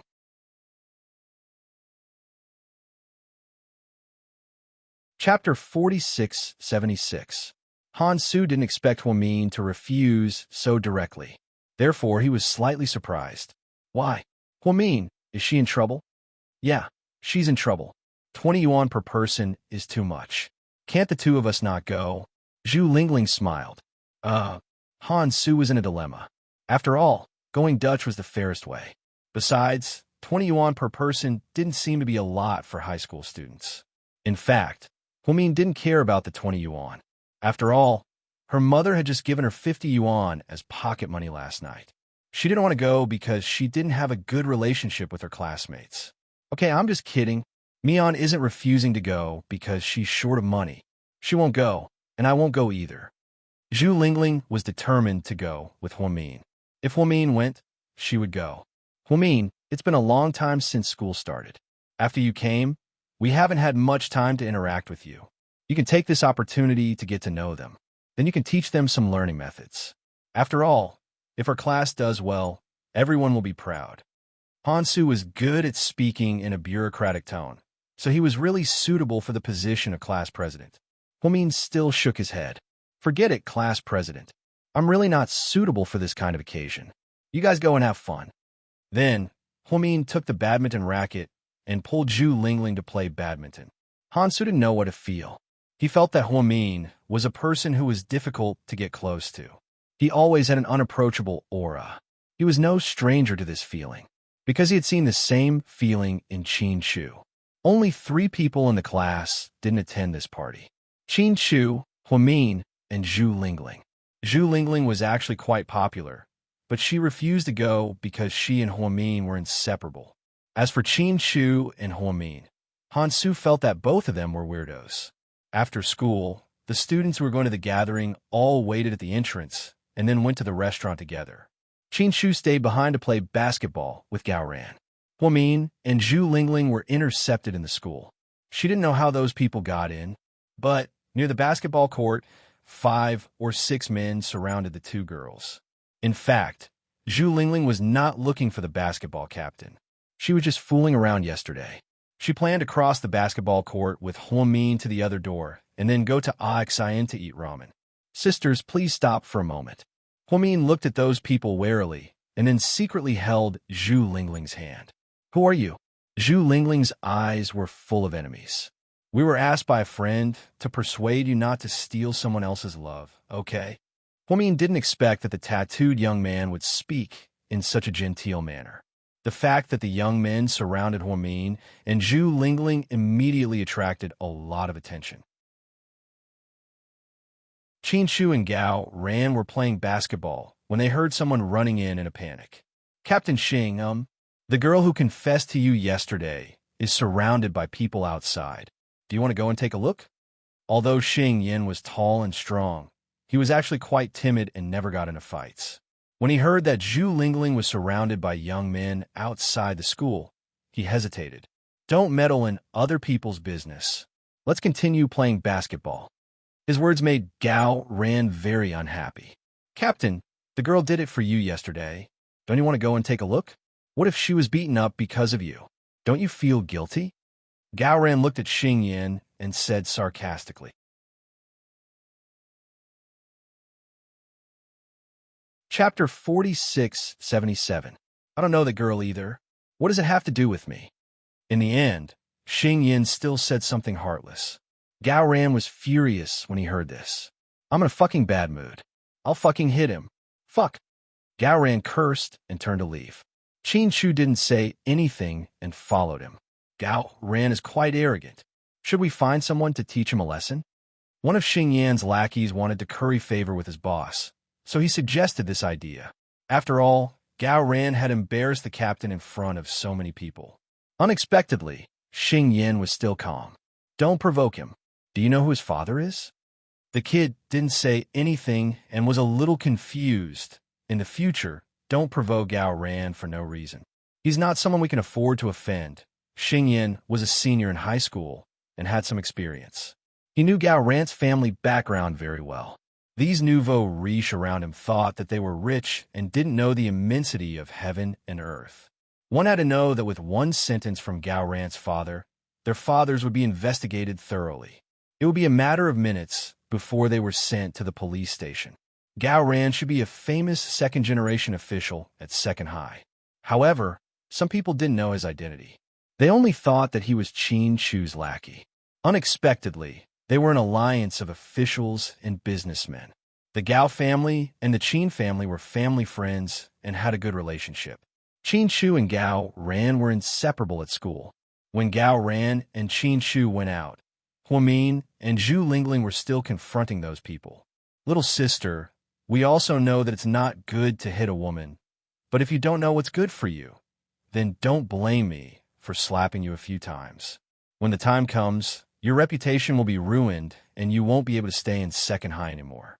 Why bother? Motherfucker, I dare you to touch me. There are cameras in the school. If anyone dares to touch me today, I'll pass out immediately. Then, I'll go to the first hospital for a full body checkup. I'm not afraid to tell you that I have allergic asthma. Once it acts up, I'll have to stay in a hospital for 3 months or even half a year. You guys better prepare a huge amount of medical fees. It's okay if you can't afford it. You could go to the police station and stay there. I heard that the bento boxes are pretty good. Zhu Lingling's arrogance really made Gao Ran's eyes light up. Previously, he only thought that Zhu Lingling did not know the immensity of heaven and earth just because she was a little beautiful. Now, it seemed that this woman was quite smart. After Zhu Lingling finished speaking, those young men did not dare to act rashly. Huamin patiently explained, "My friend didn't mean to steal someone else's love. It's just a misunderstanding. Why do you have to make things difficult for two girls like us?" Bullshit. Our friend was wronged. We definitely have to stand up for him. You two little bitches. If we don't teach you a lesson today, you really think that we won't dare to touch you. The leader of the group, a man with dyed blonde hair, seemed to be a little angry. Perhaps he had been instructed by someone. So, if he did not do something, he would not be able to explain himself. Therefore, that person took the initiative to step forward and stretched out his hand to push Huamin. Huamin's reaction had always been very fast. Before that person could touch him, he had already taken a few steps back. That person missed, stumbled, and fell to the ground in a dog-eat-dog posture. When Huamin retreated, he suddenly felt as if he had bumped into something. When he turned around, he was surprised to see Qin Shu's handsome face that angered both men and gods. Qin Chu stretched out his hand to support Huomin's arm. Because it was summer, the warmth of his palm directly transmitted to her exposed arm. Their skin was so close that in an instant, the two of them looked at each other. There seemed to be some complicated emotions in their eyes.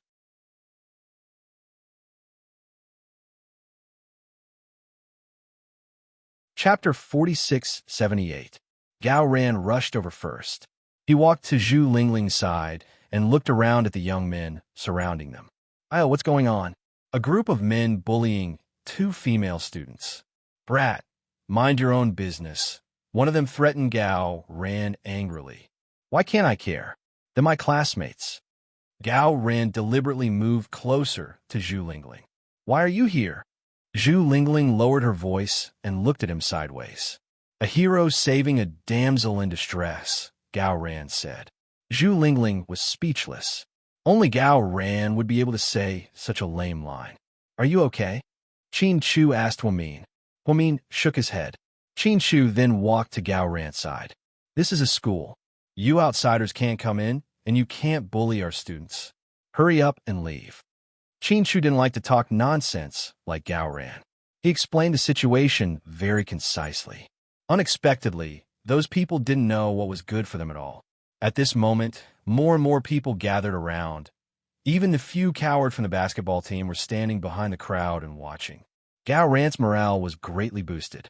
"Didn't you hear what my brother said? Hurry up and get out of here." Gao Ran scolded. "You two brats, do you want to die?" One of them was scolded by Gao Ran and couldn't hold back his pride, so he rushed up. Gao Ran pushed Zhu Lingling behind him without hesitation. Then, he rushed up and started fighting. Qin Chu and Gao Ran attacked almost at the same time, 2 against 5, although they were at a disadvantage in numbers. However, in less than 5 minutes, the 5 of them all fell to the ground. Gao Ran and Qin Chu had a rare tacit understanding. The two of them attacked extremely quickly, and Qin Chu was very ruthless. Huomin saw it very clearly from the side. For the first time, she felt that something in her heart seemed to be in a mess. At this moment, a red-haired guy who was lying on the ground got up unwillingly. He took out a dagger from somewhere. He stabbed Qin Chu's abdomen. "Be careful." Huomin was a little nervous and blurted out. Qin Chu didn't panic and grabbed that person's arm tightly. Then, he pulled. Instantly, a scream echoed throughout the basketball stadium. The surrounding people who were watching couldn't help but frown. That kind of pain was really painful to watch. Then, the school security on their way over. They took the 5 young men. She looked at Qin Chu and Gao Ran. There wasn't even a speck of dust on them. Then, everyone dispersed. There were only 4 people left at the entrance to the basketball court. At this moment, the sun onesses. Huomin looked at Qin Chu and wanted to say something. Before he could say anything, Gao Ran walked up to Zhu Lingling. "I saved you just now. How are you going to repay me?" Zhu Lingling's face darkened. Then she gritted her teeth and asked him word by word. "Can you tell me, why were you touching my breast when you pushed me back just now?" Gao Ran. Huomin burst out laughing when she heard that. Qin Chu was also sweating. Gao Ran had really outsmarted himself. I. When did I? Gao Ran still wanted to deny it. "So, I'm wondering if you did it on purpose. Did you help me because you wanted to take advantage of me? Or did you take advantage of me because you wanted to help me?" Zhu Lingling's question made Gao Ran speechless. "Why are you so ungrateful? The 2 of us helped you, and you're suspecting us? But you touched me, that's the truth." Zhu Lingling's face was still dark. Huomin took the initiative to break the silence. "Why don't we go to Ixion's ramen? I'm a little hungry," she said.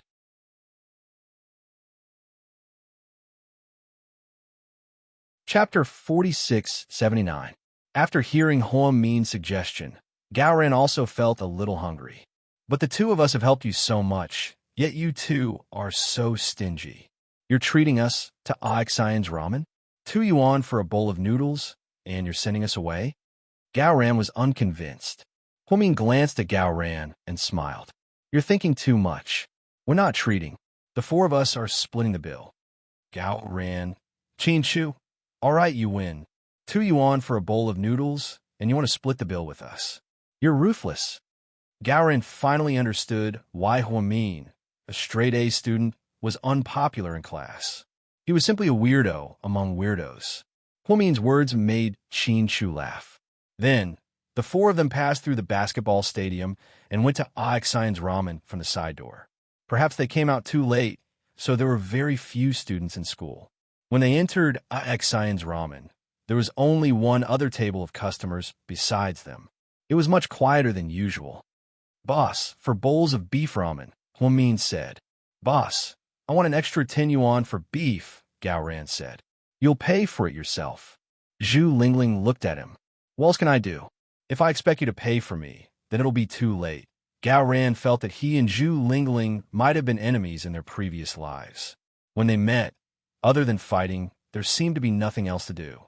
Perhaps it was because they were too hungry, but the four of them ate in a very lively atmosphere.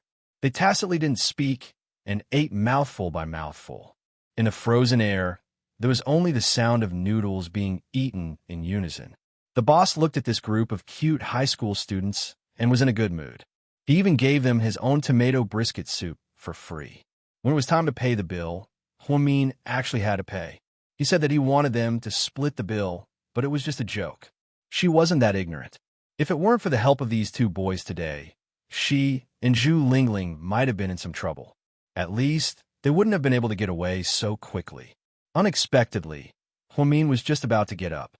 Qin Shu took out his wallet and elegantly took out 100 yuan. "Boss, the bill, please. Wow, a local tycoon is treating us. Then I want to eat another bowl." Zhu Lingling said happily. Gao glanced at her. "Can you not be so shameless? As a woman, you have to be reserved. I like to be unreserved. So what, are you going to bite me? I'm not a dog. I can't be bothered to bite you. Besides, you look poisonous. I'm afraid that if I bite you, I'll be poisoned to death." They were still bickering. Huamin noticed that Qin Shu's wallet was black and plain. There was no pattern at all. When he opened the wallet and folded it, there was a secret logo inside. This was a very luxurious and low-key brand called BV.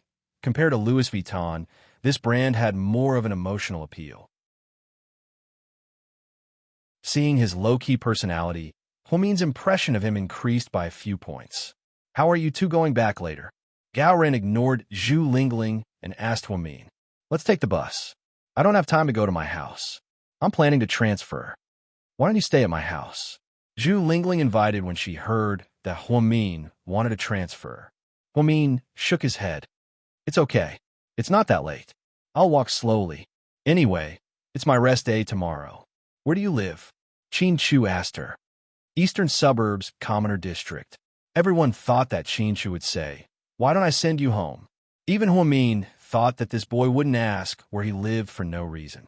Unexpectedly, Qin Chu glanced at Gao and said, "You send her back." "Me? Why me? It's not on the way." Gao was puzzled.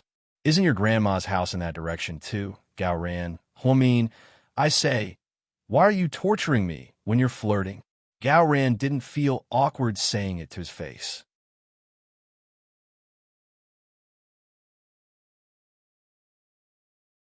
Chapter 4680. "Because you're my bro," Qin Chu said shamelessly. "Fuck you. Now you remember that I'm your bro. Are you giving me a ride or not?" "No." Gao threw a tantrum. "Okay, then I won't force you. My collection of Huang Jiaju's albums." "Wait, you mean if I give you a ride, you'll give me the albums?" Gao finally realized what was going on. Qin Chu nodded slightly. "Deal?" Gao shamelessly refuted his own words and stood up with a whoosh. "Let's go, Brainiac. I'll take you home." I thought it wasn't on your way home." Huamin was speechless. "It's okay.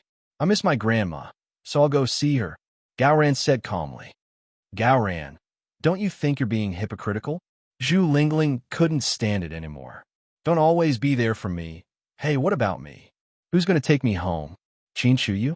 Zhu Lingling wondered why they were all talking about who would take Huamin home and where she stood. "Isn't your house only 3 stops away from the school? And the 146 train will stay open until 10 p.m., Qin Chu said. "Good, you're good. You even know that." The 4 of them parted at the door of ramen. It was indeed convenient for Zhu Lingling to go home since it wasn't far. Qin Shu, on the other hand, hailed a taxi and left. Gao Ran, on the other hand, had a hard time. He took the bus with Huang Mian, and after 2 transfers, they arrived at the eastern suburbs. Along the way, the two of them chatted quite naturally. Gao Ran, your house looks pretty good.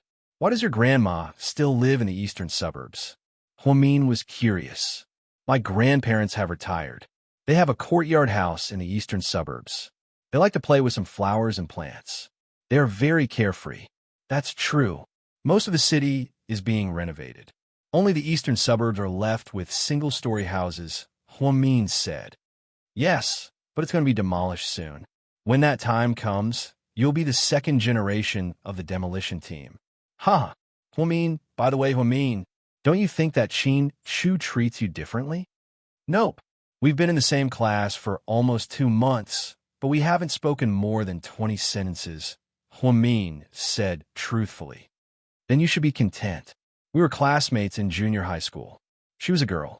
She went to school with Qin Shu for 3 years. There's something we haven't said to each other yet.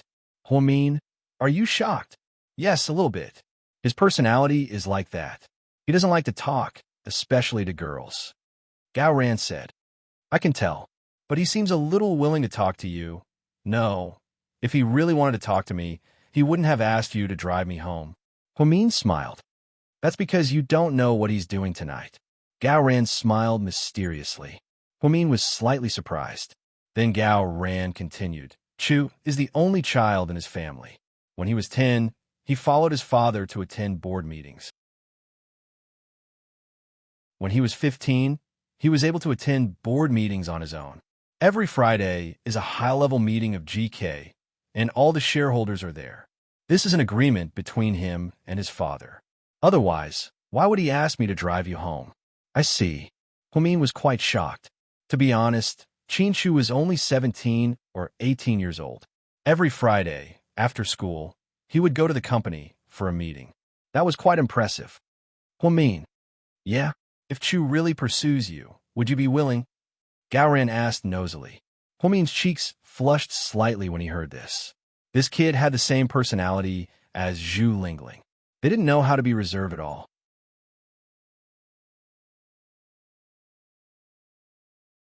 Chapter 46-81. The night is pretty good tonight. Huang Min raised her head and looked at the sky. She didn't respond to Gao Ran's words at all. Gao Ran didn't know why Qin Shu was interested in this weird top student. However, he also knew that it wasn't easy to get anything out of Huang Min. They walked like this and chatted for a while. Almost all of it was unimportant. Huang Min knew very well that it was because of Qin Shu that Gao Ran was willing to send her all the way home. Therefore, she naturally had to thank Gao Ran and Qin Shu. Huang Min was puzzled. Shouldn't Qin Shu hate her? Before Huang Min came to second high, Qin Shu had always been number 1. Now that Huang Min was here, Qin Shu had become number 2 forever. Many students talked about it in private or tried to sow discord. However, Huang Min never saw any hostility in Qin Shu's eyes. She had to admit that she was very happy about this. GK Corporation meeting room. After the meeting, Qin Shu's father didn't forget to ask his son, Chu, do you have anything to add? I don't think we need to bid against the Huo Corporation for the demolition project in the eastern suburbs, Qin Shu said. Oh, tell me about it. Qin Shu's father looked at his son with interest. Qin Shu stood up. His black shirt was always so eye-catching. The young man had a rare calm aura on his face. The Huo Corporation has been counting on the rapid development of real estate for the past few years. Most of the land in the city center has been bought up by big developers. Although the government hasn't announced any plans for the future urban planning, it's obvious that the eastern suburbs will be a treasure trove. However, it won't be for the next few years. After all, the city's subways haven't been popularized yet. The eastern suburbs is far away, and even if we build a residential area, it won't be popular. People will still choose to leisurely choose prime locations. Therefore, we're investing a large amount of money there. I don't think it's necessary at all. Why don't we invest in new energy sources? I think that in the future, we might consider the issue of environmental protection. Coal, fuel, and the like, polluting energy sources might be replaced. After Qin Chu finished speaking, the other shareholders nodded. President Qin has a point. Chairman, I don't think we should follow the whole corporation and get involved in the construction of shanty towns. GK didn't become what it is today because of real estate alone. President Qin has a point. We should focus on new energy sources. Energy sources might be a big cake in the future. We'll discuss this later. That's all for now. After the meeting, Qin Chu and his father walked out of the conference room one after the other. Get in the car. Your mom made soup. We'll drink it when we get back. Mr. Qin looked at his son lovingly. Dad, I have something to do. You can go back first. Should I ask the driver to drive you? It's okay. I'll take a taxi. Be careful. Okay. Qin Chu nodded. He picked up his jacket, left the company, and got into a taxi. Then he called Gao Ran. To Huamin's surprise, before he could even go in, Qin Chu arrived. Sure enough, taking a taxi was faster than taking the bus. As soon as Gao Ran left, Qin Chu arrived. Why are you here? Huamin looked at the travel-worn Qin Chu. Is there a movie theater near your house? He raised his head and looked into her eyes with his clear eyes. There's one. Let's go and watch a movie. Qin Chu didn't take no for an answer. He turned around and left. Huamin had no choice but to follow him with her backpack on her back and her head down. For the first time, Huamin felt that this man was a bit domineering.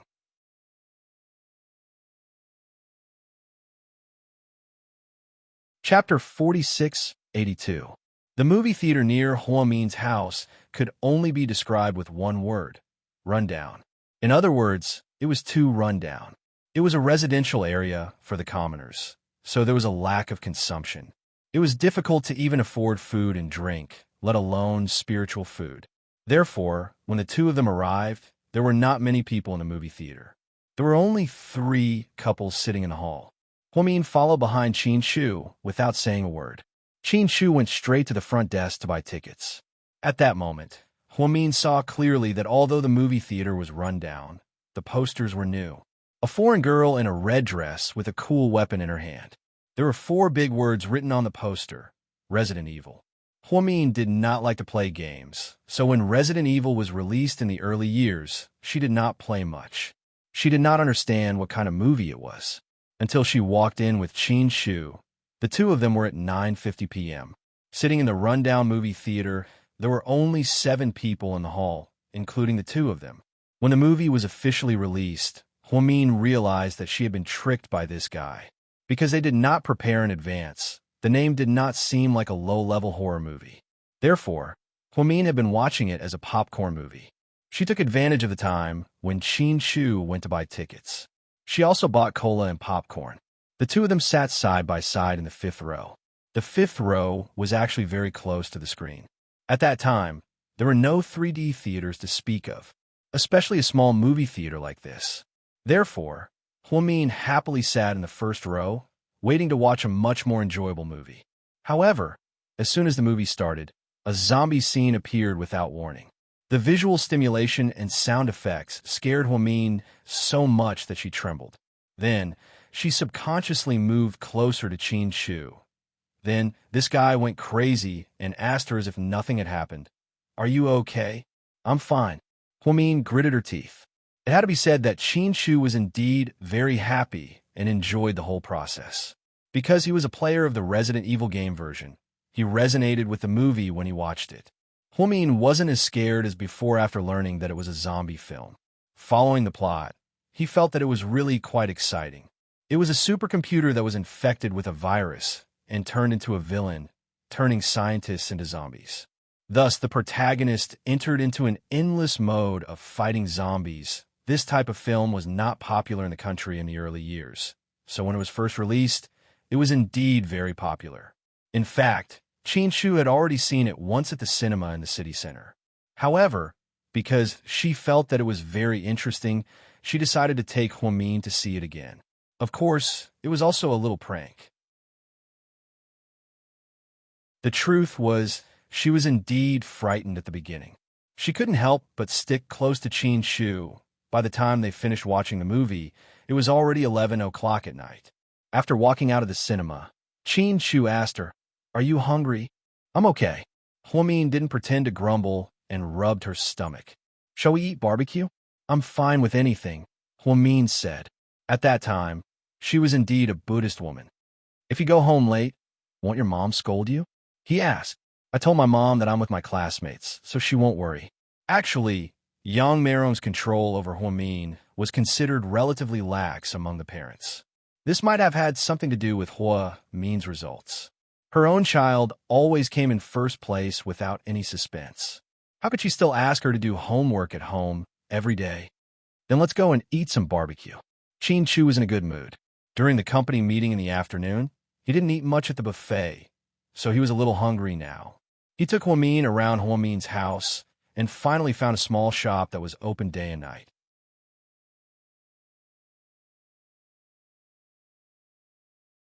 Chapter 4683. After the two of them went in and ordered some food, Chin Chu lowered his head and took out his phone. Huamian was still gnawing on the unfinished popcorn in her hand. Zhu Lingling like Xing Yan? Chin Chu's sudden question surprised Huamin. After all, he wasn't the kind of person who liked to gossip. "No, it's just for fun." She likes to join the fun. The more you don't let her do something, the more she likes to do it. Chin Chu put down his phone and glanced at Huamin. "It's best if it's not. You two should stay away from Xing Yan. He's fine, but Jiang Xiaoying's family background is a bit complicated. Gao Ran and I happen to meet and can help you fight. Also, it's only on campus. If you get stopped outside one day, you'll be in trouble."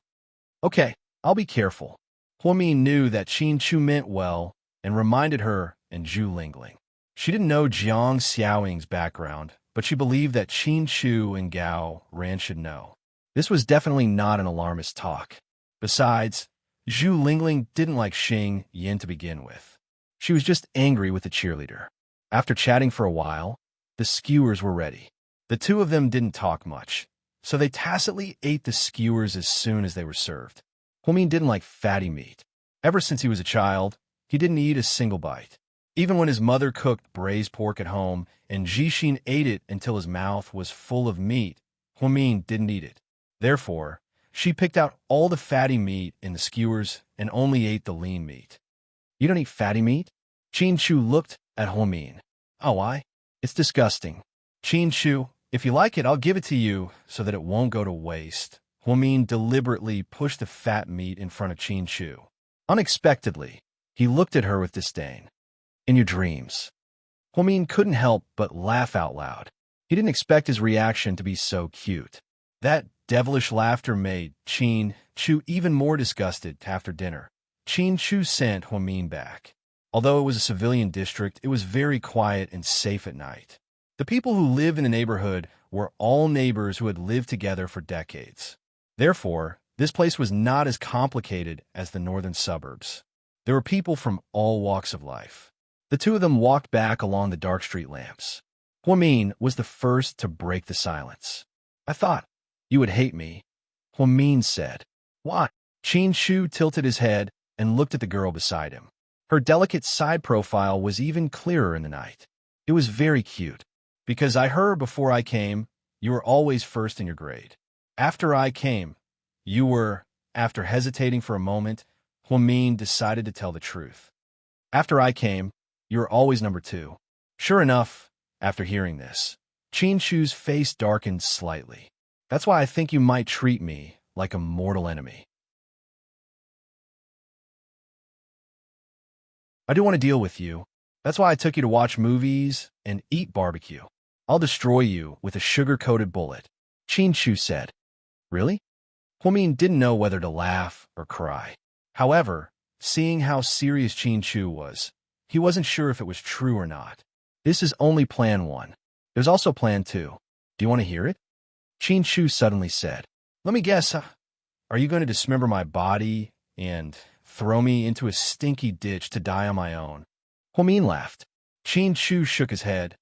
"Then you're going to take me to eat, drink, and play all day so that I won't have time to study?" Huamin continued to guess.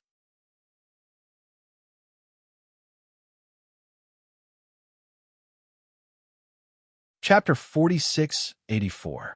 Chin Chu continued to shake his head. Forget it, I can't guess. Hurry up and tell me, what's plan 2? Chin Chu was silent for a moment before he said in a voice that was neither too loud nor too soft, "Date you and fall in love with you.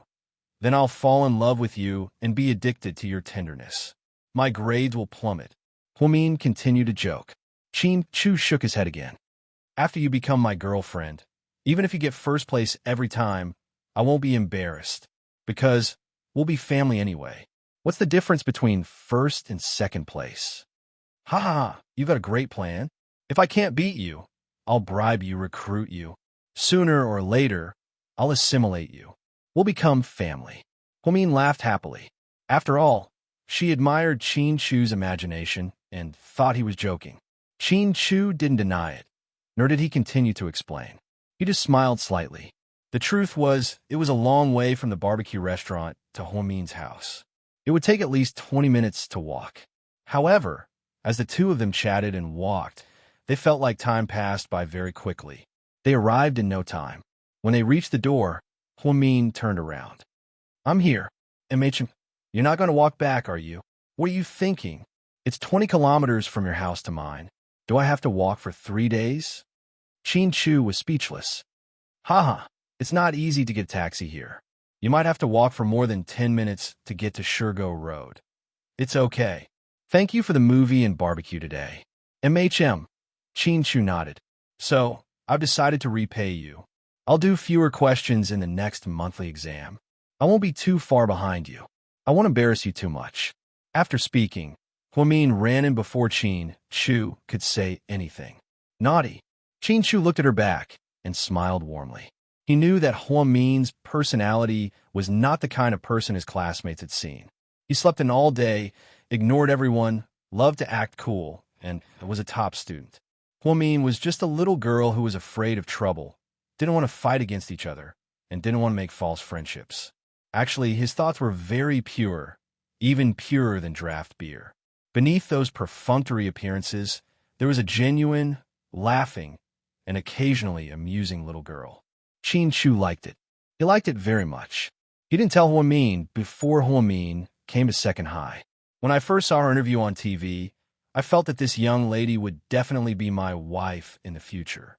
Chin Chu didn't know where that strong feeling came from. Many years later, he realized that it wasn't love at first sight, and that it wasn't a spur-of-the-moment decision. It was only because it was fate that had accumulated over many, many years. When Huamin returned home, he walked quietly. He was afraid that he would wake up his mother and Jixin. However, he was still blocked by Jixin at the door. "Sis." "Oh my God, you scare me to death. Sis, you're back so late. Where did you go?" "I went out with my classmates." "Male classmates?" Jixin smiled evilly. "Don't talk nonsense. It must be..." "Sis, are you in a relationship?" Jixin asked mysteriously. "Talk your head," Lin Yichin snorted. "Of course, otherwise you wouldn't be back so late. You smell like barbecue. Looks like you went for supper. You're finished, sis. If I tell Mom that you're in a relationship, Mom will definitely break your legs." "Jing Jixin, if you keep talking nonsense, I'll break your legs first. But if you buy me an ice cream cone, I might not tell your secret." Jixin secretly threatened his sister.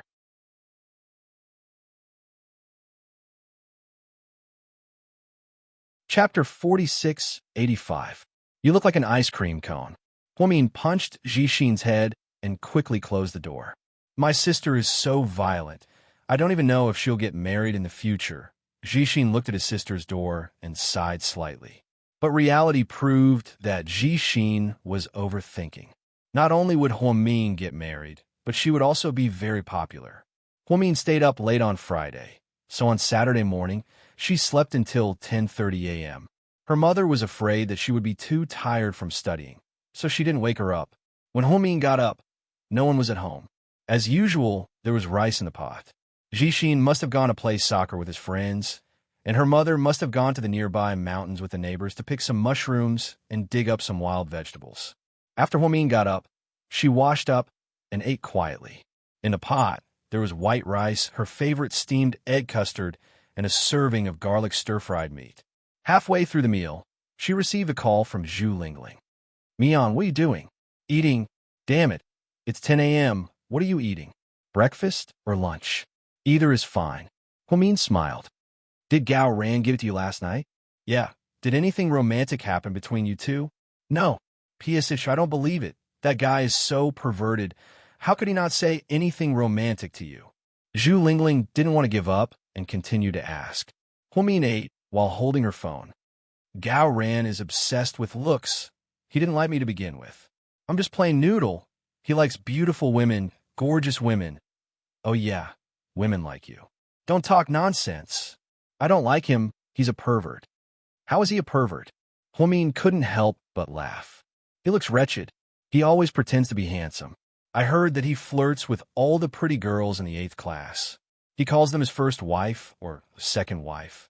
Oh, if that's the case, then if you're with him, wouldn't you be the 13th concubine's wife? Huh?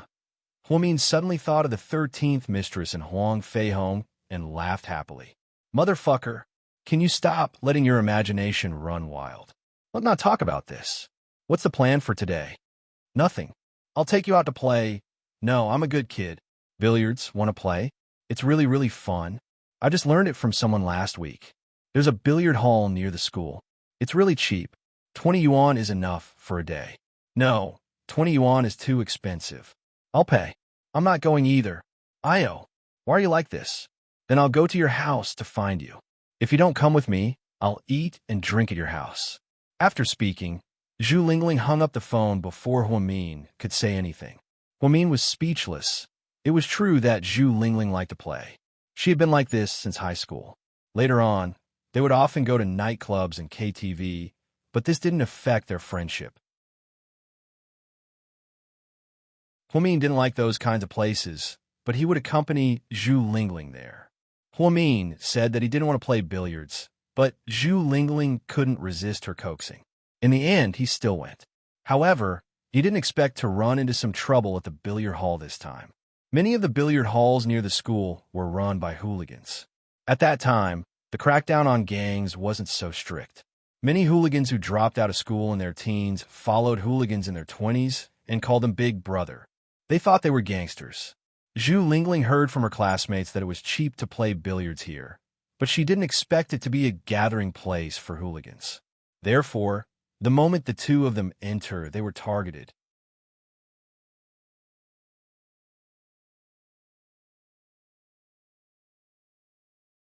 Chapter 4686. Huamin liked plain colors, so she always wore jeans, a white short-sleeve shirt, and a ponytail. Zhu Lingling liked bright colors, so she wore a bright yellow floral dress.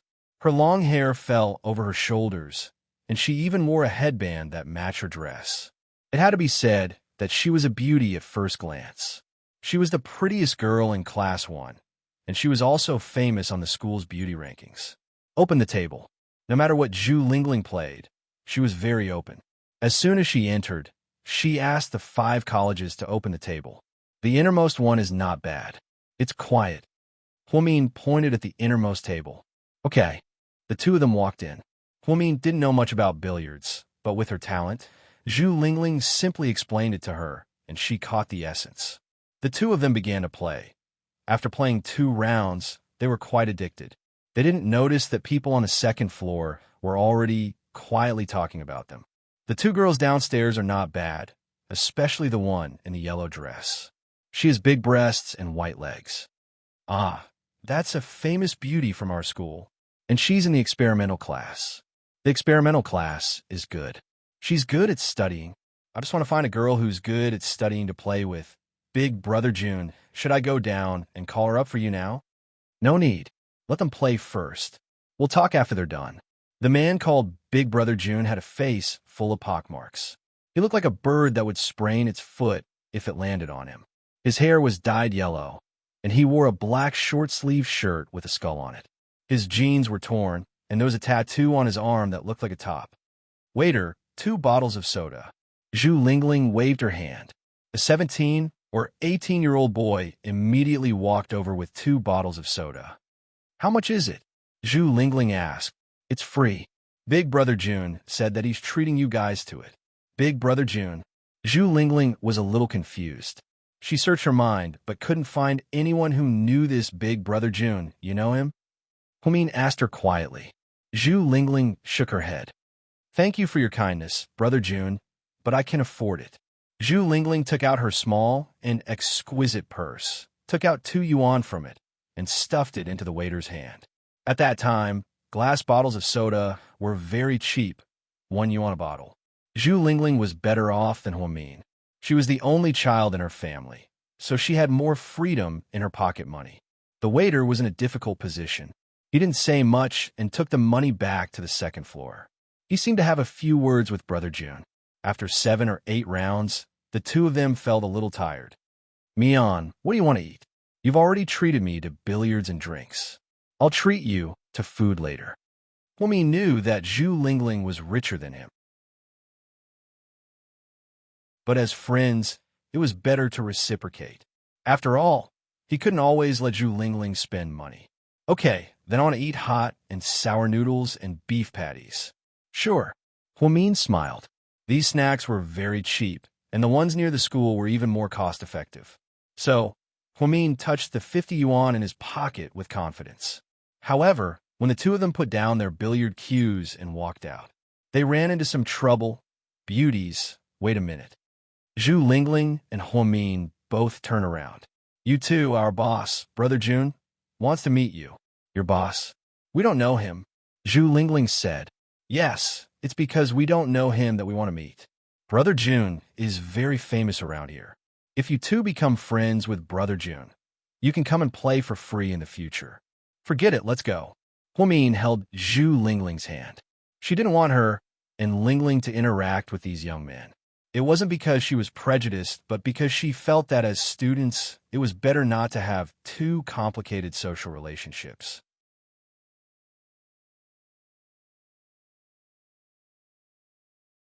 Chapter 4687. Unexpectedly, they couldn't even leave. Unbeknownst to them, a few men who were playing billiards downstairs had gathered around them. 6 or 7 of them surrounded Huamin and Zhu Lingling. This sense of crisis was different from the last time they were in school. The last time they were in school, so nothing could have happened. But this time, they were outside of school, and it was the weekend. No one would meddle in their business. Huamin thought to himself, oh no, there's trouble.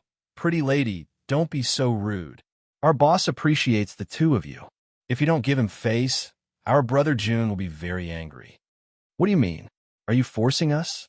Zhu Lingling was very angry. You can't say that. It's fate that the two of you came here today.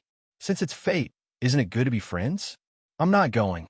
I don't believe that you won't let us go forever. Zhu Lingling's temper was very stubborn. Where's your boss? I want to talk to him. Huamin glanced at the few minions calmly. The boys probably didn't expect Huamin to say this. They looked at each other. Why aren't you calling your boss down? Zhu Lingling glared at them. Then, one of the minions ran up and called the guy called Brother June down. When the guy called Brother June came down, his eyes never left Zhu Lingling's thighs. He looked like a pervert.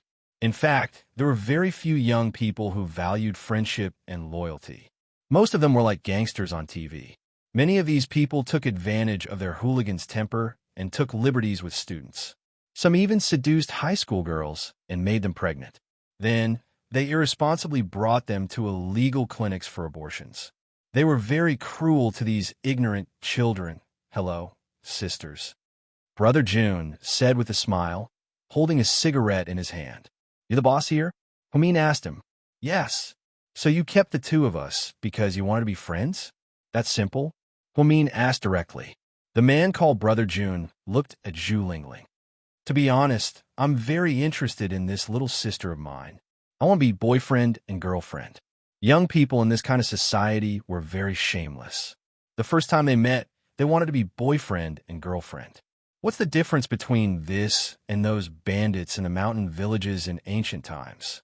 Isn't this kidnapping women? What if my friend doesn't want to? Huamin asked. After Huamin asked this question, Brother June laughed. The surrounding hooligans also laughed. There's never been a woman that I don't like. Brother June seemed to be very confident.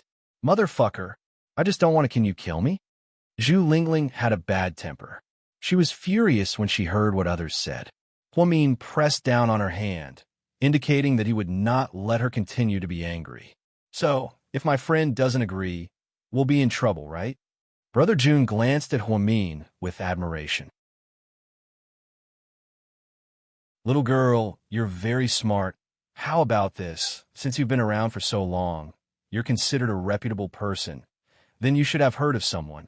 Oh, who? Brother Jun was also interested when he saw that Min wanted to mention someone. Huasiqian. Do you know him? Min asked him. Hearing Huasiqian's name, Brother Jun and the hooligans beside him were shocked. You know Huashao? Take note that the person called Brother Jun politely addressed him as Huashao. Min wanted to take a gamble, but he didn't expect it to really work. In fact, Min and Huasiqian had only met less than 3 times.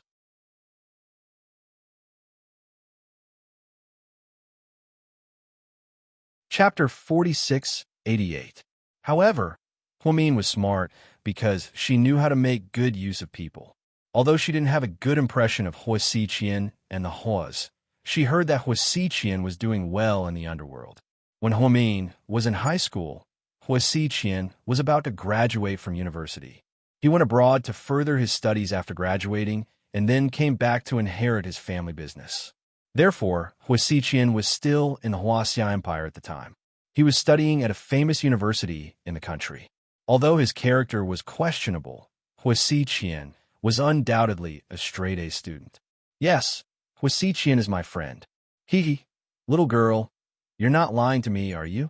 You have a mouth, so of course you can say whatever you want. This big Brother Jun was quite cunning. He didn't believe Min's one-sided story. After all, he had been in the underworld before and didn't want to be fooled by a little girl. Min couldn't even bear to look at this big Brother Jun's face. After all, his face was full of bumps and bruises. It was really scary. If you don't believe me, you can call him and ask. Of course, if you have his number. Min's tone had a hint of arrogance. Big Brother Jun, how about we ask Brother Yang to call Huashao? What if they really work for Huashao? If we offend them? Yeah, that's a good idea. You call Lu Yang. After listening to his subordinate's analysis, Big Brother Jun also felt that they couldn't be so reckless. Although it was true that he was lustful, his fear of Huasiqian was also real. This young master of the Hua family was already very famous in the university. He had a lot of women and money.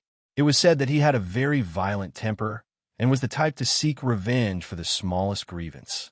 With Big Brother Jun's small status, he naturally wouldn't be able to come into contact with Huasiqian. However, their leader was Huasiqian's underling. Therefore, in order to prove whether Min's words were true or not, he could only get someone to contact Huasiqian and ask, Mian, what are you doing? How do you know Huasiqian? Although Zhu Lingling was close to Min, she didn't know that she was the illegitimate daughter of the Hua family. Therefore, they thought that Min was spouting nonsense to help them out. It's okay, don't be afraid. Min only said 4 words. She knew that if she didn't take out something today, she might really be in trouble. Of course, she had originally planned to let Qin Shu come, but there were too many people here, and these gangsters did not hold back. What if Qin Shu and Gao Ran came and got injured? After thinking about it, she decided to use Huasiqian as a shield first. At that moment, Huasiqian was flirting with girls in a cafe. He hugged an innocent junior from university and kissed her. When he received the call, he thought it was a prank. Really? That girl said she knows me. She said she's my friend. But I don't remember having a high school friend. Huasiqian looked down and laughed. His female companion was pressed tightly against his chest. He held his phone with one hand and moved his other hand up and down her back. His movements were extremely flirtatious.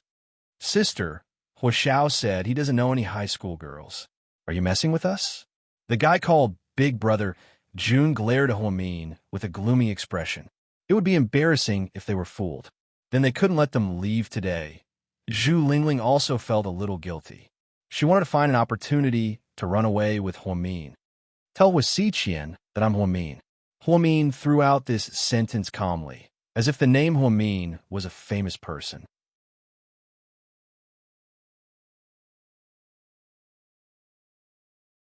Chapter 4689.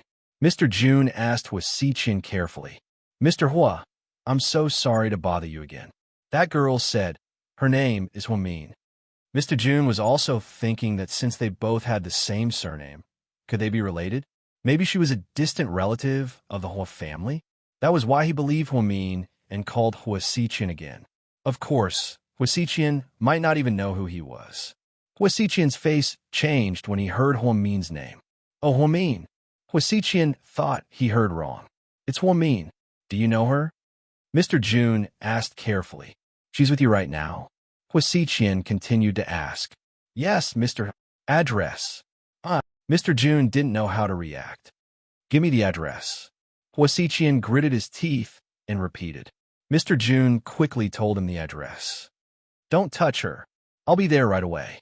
After hanging up, Mr. Jun looked at Huamin with a complicated expression. Mr. Jun, what did Mr. Hua say? Does he know them or not? The person beside him was also very anxious. Mr. Hua said, he'll be there right away. Mr. Jun wasn't sure what their relationship was, but he could confirm one thing from Xiqian's words. Xiqian and Huamin knew each other. Therefore, he couldn't touch the two women in front of him no matter what. Before Xiqian hung up, he didn't forget to remind him not to touch her. Sure enough, it only took 15 minutes. Xiqian drove a very flashy orange BMW sports car. There was only one woman in the car, and it was his date.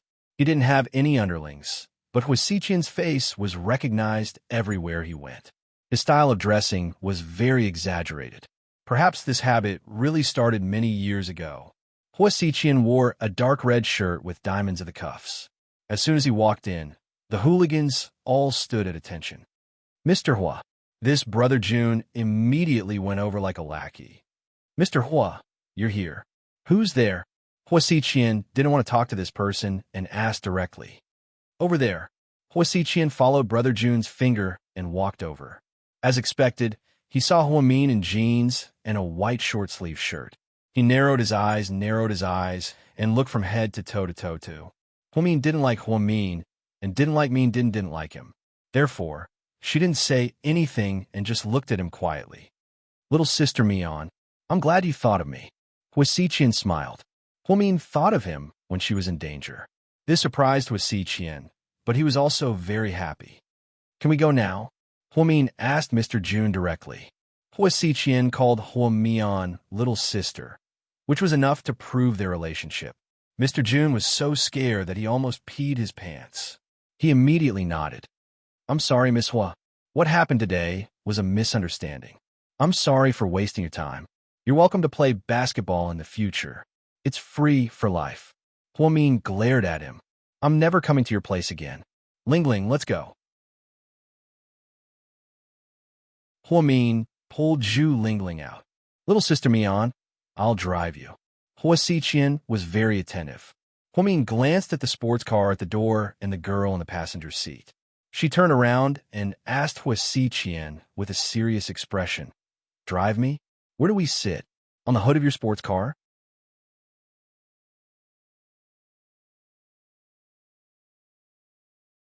Chapter 4690. Huamin's words made Xiqian chuckle. You can let your friend sit in the front passenger seat, and I can ask the person in the front passenger seat to get out immediately, Xiqian said confidently. What about me? Huamin really wanted to ask him. If Lingling sat in the front passenger seat, what about him? You can sit on my lap. Xiqian said such shameless words in such a dignified manner. Zhu Lingling was a jokester, but even she was flabbergasted. Luckily, Huamin's face was calm. That's not necessary. I don't have the habit of sitting on other people's laps. But I'm not just anyone. We're family, Xiqian said meaningfully. Huashao, since you're so sincere, why don't you give me the keys? You two get out of the car and give me the car? Huamin actually wanted to argue with him, since he was openly flirting with him just now. To his surprise, Xiqian took out the BMW keys from his pocket and threw them into Huamin's arms. Even the girl sitting in the front passenger seat was shocked. Zhu Lingling's mouth opened into the shape of a goose's egg.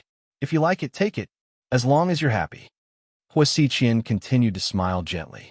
Huamin quickly threw the keys to him, I'm still underage. I don't know how to drive. Then, he grabbed Zhu Lingling and ran away in a panic. Hua Xiqian was left behind, watching Hua Min's back as he ran away, and his smile seemed to grow even wider. Hua Xiao, what happened today? Behind him, Brother Jun seemed to want to explain things to Hua Xiqian in order to build a good relationship. Hua Xiqian turned around, and his face darkened as he looked at the shabby billiard hall. Don't open this shop anymore. Don't ever appear near Second High again.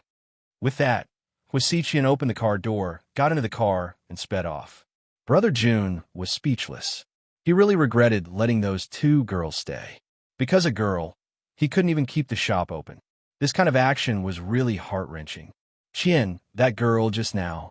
Don't ask what you shouldn't. Hua Xiqian said this with a smile, but the girl still felt that he was really fierce. After running away, the two of them went to eat hot and sour noodles and pies. This was what Hua Min had promised to treat Lingling to. Even when the two of them were sitting in the snack bar, Zhu Lingling didn't forget to ask, "Wow, Mian, you're amazing. I didn't know there were so many hidden talents in our class. What kind of background do you have?" "I don't have a background. I only have a back view." Hua Min lowered his head. "I don't believe you. I don't believe you. Hurry up and tell me. How do you know Hua Xiao?" "Damn, this is the first time I've seen him up close. I've seen him once before, but from afar. I heard he's really popular at T University. He changes 7 girlfriends a year. How would I know about him?" "Then he came to save us just now. Oh, it's probably because my family is a little bit related to his family, distant relatives." Hua Min began to talk nonsense with a straight face. "Ha, he just said he wanted you to sit on his lap." "Oh my god." Zhu Lingling thought that Hua Xiqian's flirting skills were really amazing. No wonder he had so many girls around him. "With my weight, I'm afraid I'll break his leg if I sit on him," Hua Min said calmly. "Ha ha ha. Why do you look like you don't like him? Hua Xiao is pretty handsome. He's rich and handsome. You should go to the eye doctor, Lingling." "Zhu Lingling, Mian, tell me the truth. Do you like the guys in Qinshu's group?" Zhu Lingling suddenly asked in a mysterious tone.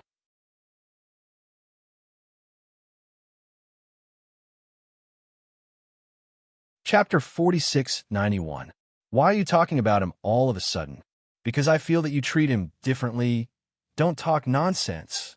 I treat everyone the same. You're the only one I treat differently. Don't change the subject. I'm serious. Do you think people like Qinshu are the most handsome? Yeah, he's indeed handsome. What about Gao Ran, Xingyan, and Qi Hong? You can add them together and compare them. You're so boring. Do you want to compare? Gao Ran is handsome. I think Gao Ran is the most handsome. Why? Zhu Lingling was surprised to hear Hua Min's answer. I just think he's handsome. Although he doesn't look serious, he's very handsome. Damn. Don't tell me you're interested in that perverted man. Forget it. I'm still young. Don't lead a minor astray. Zhu Lingling. The two of them giggled as they ate the hot and sour noodles and pancakes. After digesting, they went to the school's badminton hall to play for a while. When they came out, Zhu Lingling didn't forget to look at the basketball court. Hua Min also remembered what Qin Shu had told him before. "Lingling, you're not interested in that captain to begin with. Let's stay away from him in the future. Those outsiders are all related to him. We don't want to get involved in that mess." Okay. Zhu Lingling wasn't an insensible person. She understood what Hua Min meant and nodded. Zhu Lingling actually wanted to see if that kid from Class 8 was there. Did he play basketball with Qin Shu? Surprisingly, they didn't come over during the weekend. She didn't know where they went. "Mian, let's go to the movies tomorrow." "Forget it. I'm not interested in movies." "You don't have to pay. My dad has a lot of free coupons. I heard that there's a big movie out. It's a Hollywood production. It's called Biohazard." "Biohazard?" Hua Min corrected her. Yes, Biohazard." "Eh, how do you know?" "Many places are advertising this film," Hua Min said guiltily. "Oh, I thought you saw it already." "No," Hua Min denied immediately. If Lingling found out that she had watched a movie with Qin Shu, had a barbecue, and even sent her home, she would be furious. She didn't know how big of an explosion it would cause. Moreover, with such a big mouth, she might accidentally spread the news. "Then let's go see it tomorrow." "No, I don't like horror movies." Huamin refused again. How boring. Then I'll find a guy to watch it with me. The two of them chatted as they walked. When they reached the bus stop, they parted ways and went home separately.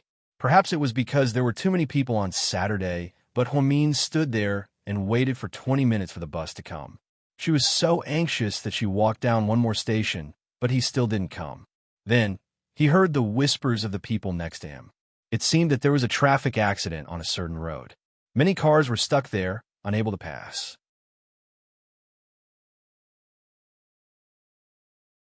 Huamin sighed slightly. Just as she was about to look for her change to see if it was enough to call a taxi, just then, a black Audi 8 slowly stopped in front of her. The car door was open from the inside, and Huamin saw a familiar face. Get in. Huh? Huamin was slightly surprised and hesitated. It's going to rain soon. Get in first, Qin said. Huamin slowly walked over and sat in the back seat, next to Qin. Why are you here? Huamin asked him in a low voice. I just came back from some errands and happened to pass by. There was an accident on Tianxiao Road.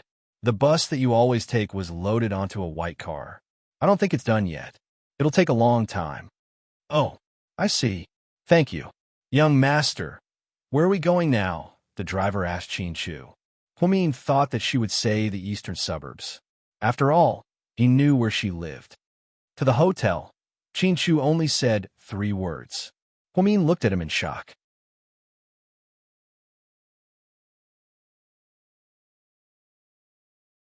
Chapter 4692. Back then, GK only owned one 5-star hotel, and it was named after GK. Huamin never thought that Qin would want to go to a hotel. His heart skipped a beat, but he was too embarrassed to ask. After all, other than the two of them, there was also a driver. On the way, Huamin kept glancing at Qin, trying to figure out what was going on. Unfortunately, this guy didn't even look at him. When they finally arrived at the hotel, Qin got out of the car first. The driver came over and said, "Young lady, my young master asked me to take you to the lounge." Oh, okay. Huamin followed the chauffeur into the hotel lobby in a daze. On the second floor of the hotel lobby, there was an elegant tea room. Huamin was taken into a luxurious lounge by the driver. Young master has something to take care of. Please take a seat and wait for a moment. Okay. Huamin nodded, and the driver left. A waiter came in and brought Huamin exquisite snacks and coffee. Huamin looked around and sighed silently. He didn't know what Qin was up to. The truth was, Qin still had things to do. He was passing by Second High and happened to see her waiting for a bus. Qin knew that the bus she usually took had an accident, so he picked her up and brought her here. He had to meet a client for his father and discuss a business deal. Qin probably took Huamin's feelings into consideration, so it took less than 20 minutes for him to finish the discussion. He didn't even have time to send the client off and went straight to the lounge. When he came in, Huamin was reading a magazine, all of which were gossip news. After Qin came in, he sat down on the sofa across from Huamin. Then, he picked up a macaron. What are you doing? Huamin looked up at him. I'm helping my dad with something. Are you hungry? I'm not hungry. I just ate with Ling Ling not long ago. Okay, I'll take you home. Qin hurriedly put the snack in his mouth and took a big gulp of coffee. It was obvious that he was tired. You haven't eaten yet? Yeah. Qin nodded honestly. No way, you're a student. Why are you acting like a businessman? Huamin looked at him with a complicated expression. This is my family's business. If I don't do it, my dad. Hearing Qin's words, Huamin, at least, he knew how to share his father's. I'm not in a hurry to go back. Why don't you eat first? It would take at least an hour to get there and out in the way. Seeing that it was already so late and he still hadn't eaten, Huamin's heart softened. Okay, you can eat with me. Qin's tone was very formal, but it sounded like he was acting coquettishly. Huamin was about to refuse when he asked, Do you like spicy food? Huh? Can you eat spicy food? I'm okay. Huamin pondered. Then let's go. I'll take you to eat Sichuan food. With that, Qin turned around and left.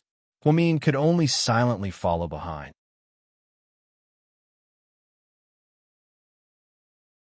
Qin brought Huamin directly to the Chinese restaurant on the top floor. It was a Sichuan restaurant in a hotel. The decoration was very high-end, and there were dazzling crystal lights everywhere. Spicy boiled fish. Chin Chu ordered the waiter. "Okay, young master, what do you like to eat?" Chin Chu asked her. She was about to say that she wasn't hungry. Then this domineering guy said, "Make a brown sugar glutinous rice cake for my friend."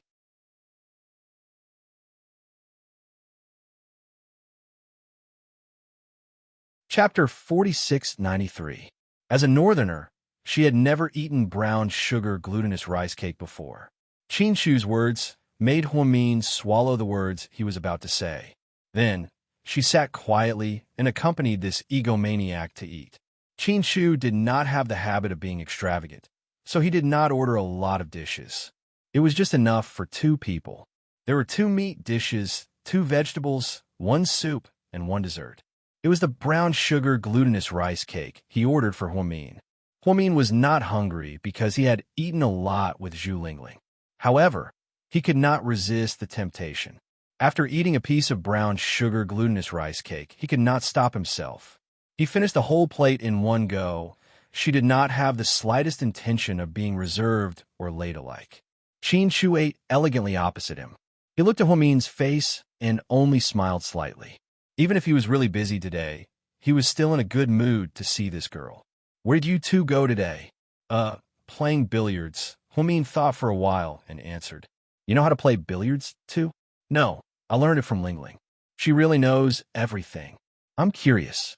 With your personality, you can actually become friends with someone like Zhu Lingling." In other words, Chin Chu did not mean to belittle him. He just felt that Zhu Lingling was very outgoing and Huamin was very reserved. One was active and the other was quiet. "I also didn't expect you to be friends with Gao Ran." Huamin made a beautiful counterattack. After hearing Huamin's words, Chin Chu was first stunned, then he smiled. "You really don't lose out." Huamin did not say anything. After eating and drinking, he looked out the window, silently. This was the restaurant on the top floor of the 38th floor. The scenery was exceptionally beautiful when looking down from here, especially when looking down at the night view of the entire city. Then, such a scene was fixed in a young man's heart. He sat there and ate elegantly. Opposite him was a young girl whose eyes were filled with spirit. From time to time, she would even say a few words to you. When she smiled, she was not pretentious. His eyes, which were neither too big nor too small, seemed to have an indescribable magical power. Chin Chu felt inexplicably comfortable when he was with her. She didn't know why, but she felt free and at ease. That kind of atmosphere was very good. Even if the 2 of them didn't speak for a long time, they wouldn't feel awkward. By the time Chin Chu finished his meal, it was already 1.5 hours later. "I'll send you home." "All right." The 2 of them immediately went downstairs. Huamin thought that the chauffeur would send them back. After all, with Chin Chu's family background, it was normal for him to have a few drivers. But Chin Chu took her to a white Porsche 918. He said, "Get in the car." At this time, Huamin was a little surprised. "Don't tell me you'll drive it." "Why?" "Don't you trust me?" Chin Chu looked at her. "Please, do you have a driver's license?" "I'm scared to death." At that time, driver's licenses weren't widespread. Moreover, they were all in their first year of high school. Logically speaking, they weren't old enough. "It's okay. If we die, we die together." "Puffed. Why is that so unlucky? Let's go." With that, Chin Chu opened the car door and got into the driver's seat. Huamin didn't know what she was thinking at that time. Her brain twitched, and she obediently sat in the passenger seat. After sitting in the car, she was still a little nervous. Hence, she turned to look at the young man beside her. "Big brother, drive slowly." Chin Chu smiled brightly. "Don't worry, sis. I'll definitely drive slowly." Huamin.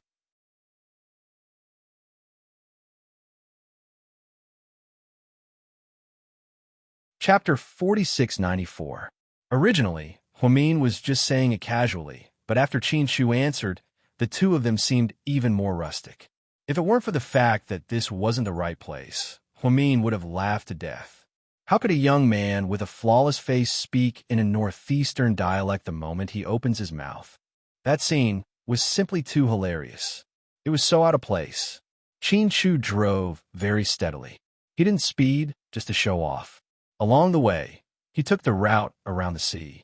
He could see the seaside scenery and didn't get stuck in traffic. However, the downside was that it was much farther. He took a detour of almost half the city. Finally, he dropped her off at her door. Because the path in front of Huo Min's house was crowded, Qin Shu only drove to a nearby intersection. After parking the car, he got out of the car. "You can drop me off here. I'll walk there. It'll only take 3 minutes." Huo Min pointed at the door. "I'll drive you." "No, thank you.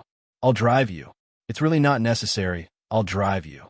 No matter what Huo Min said, Qin Shu insisted that he would drive her. After repeating it 3 times, Huo Min felt like he had lost. "Are you a repeater?" She laughed. Qin Shu didn't say anything. He followed behind her and walked in the direction of her house. "Your driving is actually pretty good. I think when you're old enough, you can get a driver's license." Huo Min tried to find a topic to talk about. "I already got my driver's license." "No way, did your dad get you in through the back door?" Huo Min looked at him in surprise. "Qin Shu, I got my license overseas, but I can also get it from an international license to a domestic license." "So complicated." "Fine, my boss doesn't understand the world of rich people like you." Huo Min smiled and continued walking. "Huo Min, yeah, you have a good name," he said. "I sound like a boy, right? My name is a bit weird.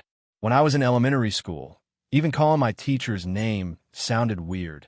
But my name doesn't have any deep meaning. It's just that my mom wants me to eat and sleep well in the future." He smiled without saying a word. "What about you? Why are you called Qin Shu? Does your mother's name have the word Chu in it?"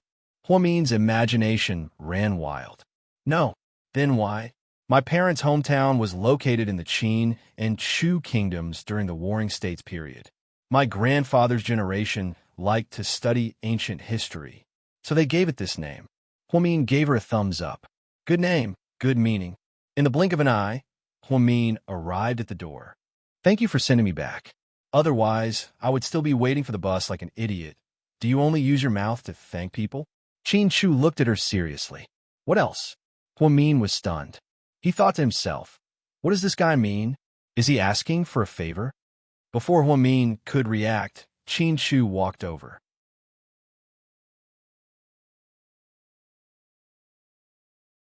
His tall body hugged her in his arms. "You're welcome." After saying these 4 words, Qin Shu turned around and got into the car. Huo Min was left standing on the spot, dumbfounded. Was she hugged by someone just now? Oh my God! Oh my God! Huo Min was usually quick on the uptake when it came to other things, but she was really slow on the uptake. However, when it came to matters between men and women, she was usually slow. The most embarrassing thing was, after Qin Shu left, Huo Min was still standing there in a daze. At this moment, Annie Lu walked over from next door. "Mian, it's really you. That boy just now was ahem. That's my best friend," Huo Min explained in a hurry.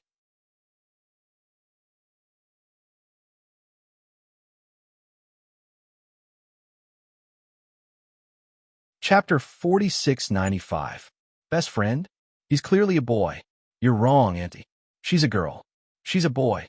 She likes to wear boys' clothes. Oh, I see. After making up stories with a neighbor, Huo Min quickly covered her face and ran home. When she got home, her mother and Jixin were watching a melodramatic drama on TV at 8 o'clock. It was about a man who killed his first wife with his mistress. His wife came back from the dead and came back to take revenge, torturing the mistress and the scumbag. To be honest, during that era, when Xiong Yao was still tormenting people, the ratings for such a cool TV series would explode. Her mother and Jixin were both enjoying the show, so they didn't care if Huo Min came home late or where she went.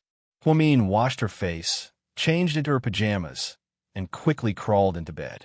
Then, unwilling to give up, she sent Qin Shu a text.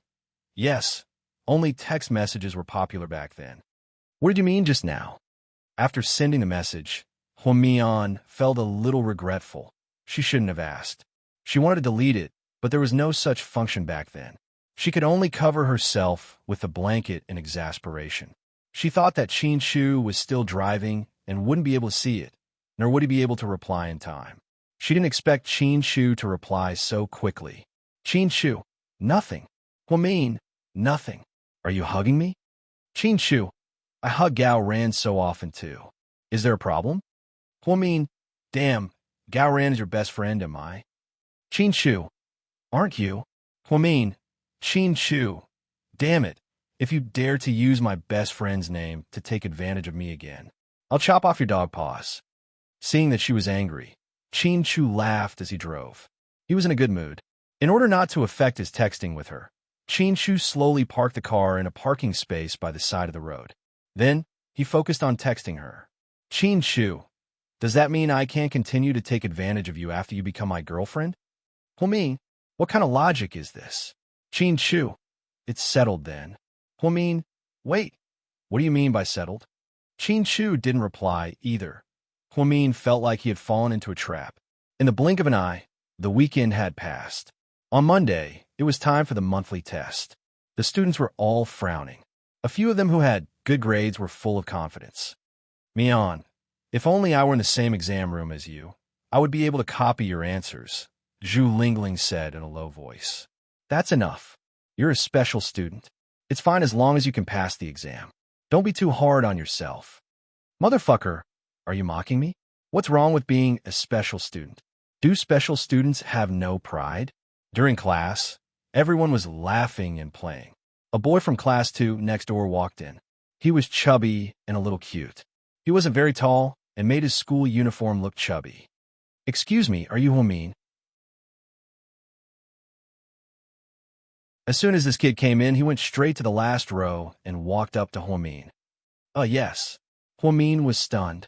Hello, Huamin. I want to be your girlfriend. This little fatty had just made the most abrupt confession in history. The entire class was in an uproar. Who are you? Huamin was confused. I'm from class 2. My name is Wu Zhengzheng. What did you just say? Say it again? Huamin asked him. I said, my name is Wu Zhengzheng. No, before that. I want to be your girlfriend. No, before that. Huamin corrected him. The chubby boy thought hard and suddenly realized something. Oh, I remember now. I just asked, are you Mian's classmate? I'm not. Huamin immediately shook his head and denied it. The little fatty.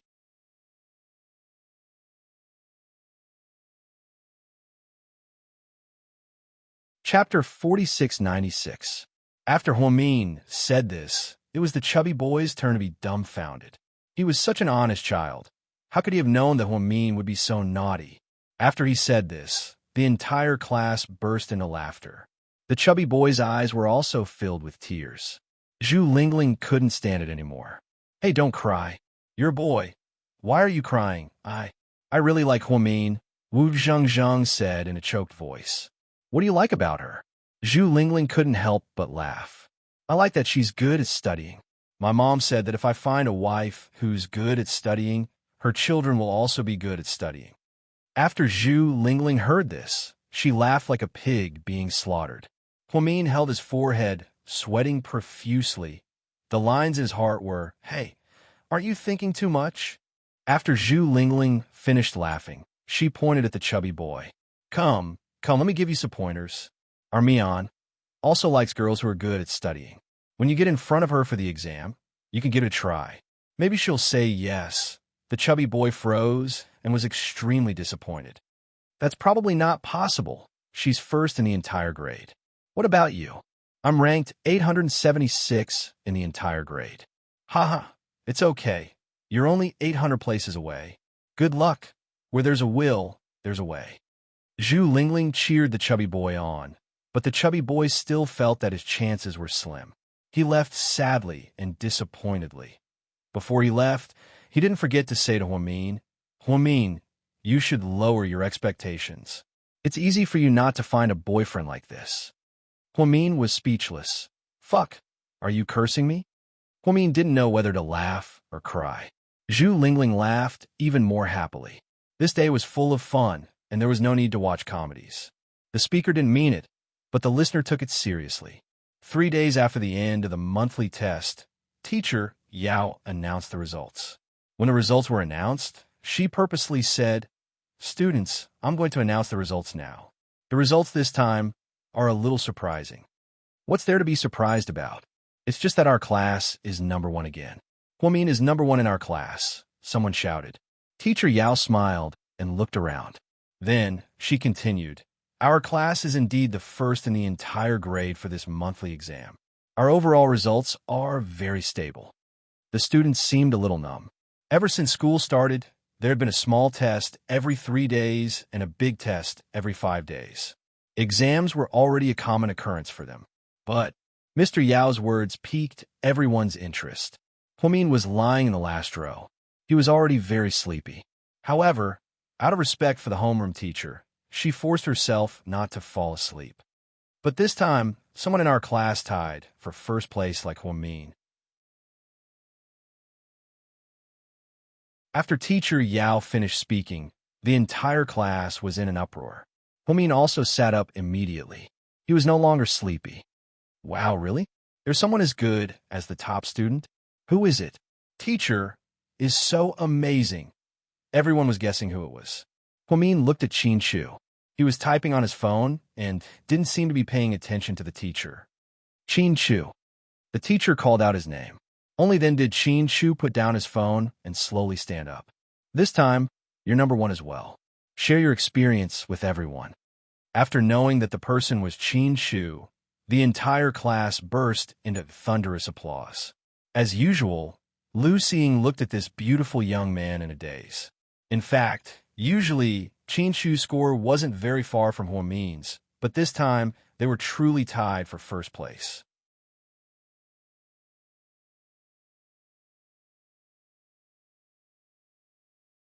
Chapter 4697. Teacher, I don't have much experience, Qin Shu said. How can you not have any experience? Qin Shu, don't be shy. Share your learning method with everyone.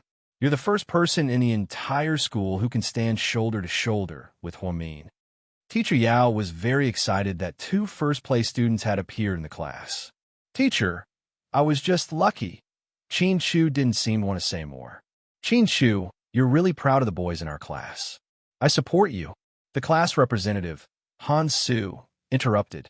Qin Shu didn't say anything. Instead, he looked at Teacher Yao and thought of something. He asked, Teacher, can I take a look at Huamin's paper? Sure. Teacher Yao thought that he wanted to learn from Huamin's learning method, so she generously handed over Huamin's paper. After Qin Shu took it, he immediately flipped to the math paper. Then, he flipped to the last major question. Huamin's interpretation of the answer was correct, just like his. However, Teacher, there's a problem with Huamin's paper, Qin Shu said. After he said this, the entire class was shocked again. Huamin was also stunned. He looked at Qin Shu, not knowing what he was trying to do. What's the problem? Teacher Yao walked over. Huamin's answer was correct, but the method she used to solve the question wasn't the simplest. It was rather complicated and time-consuming. Usually, this method isn't recommended, so I think Huamin shouldn't get full marks. After Qin Shu said this, the entire class sighed. Qin Shu, do you want to fight? Huamin tilted her head and said, everyone was amused by this. I'm just stating facts. As a top student, can't you say that you made a mistake? That's not what I meant. I just think you're looking for trouble. Huamin's face darkened. Teacher, you can go and find a few teachers. You can study it and see if I'm right. Since Qin Shu had taken the initiative to suggest it, Teacher Yao could not do it. Mr. Yao took Huamin's test paper and returned to the teacher group. As soon as the teacher left, the class fell into chaos. Wow. Qin Shu, you're targeting Huamin. Is that okay? That's right, Qin Shu. Anyway, both of you are in our class. Both of you are number one. The world is peaceful. Qin Shu, are you possessed by a ghost? You're picking on my Mian. Zhu Lingling was so angry that she started cursing. Qin Shu didn't say a word. Huamin's heart was filled with grievances. A few days ago, she couldn't sleep because of his hug. It turned out that it was all a trap. He set up a gentle trap for her to defeat her. Huamin was so angry that she gritted her teeth. However, she didn't argue too much. She didn't want to appear narrow-minded. Therefore, she decided to wait for the teacher to come back before making a decision. When Teacher Yao came back again, she adjusted the frame of her glasses. She announced again, "We've studied it." Huomin's solution is indeed a little problematic. Although the answer is correct, the solution is too complicated, so 1 point will be deducted. This way, the number 1 in our class and the number 1 in the entire grade will be Qin Shu. Huomin will be second, but it's only 1 point, so it's no different for first place. The winner will still be our class. Everyone clap. As soon as the announcement was made, the entire class turned to look at Huomin. They thought they would see a green face. However, to their surprise, Huomin smiled slightly and even took the initiative to clap. "Thank you, teacher and Qin Shu, for pointing out the problem. Next time, I definitely won't do it again," Huomin said through gritted teeth. Then, Huomin didn't forget to give Qin Shu a look, which meant, "You're dead meat."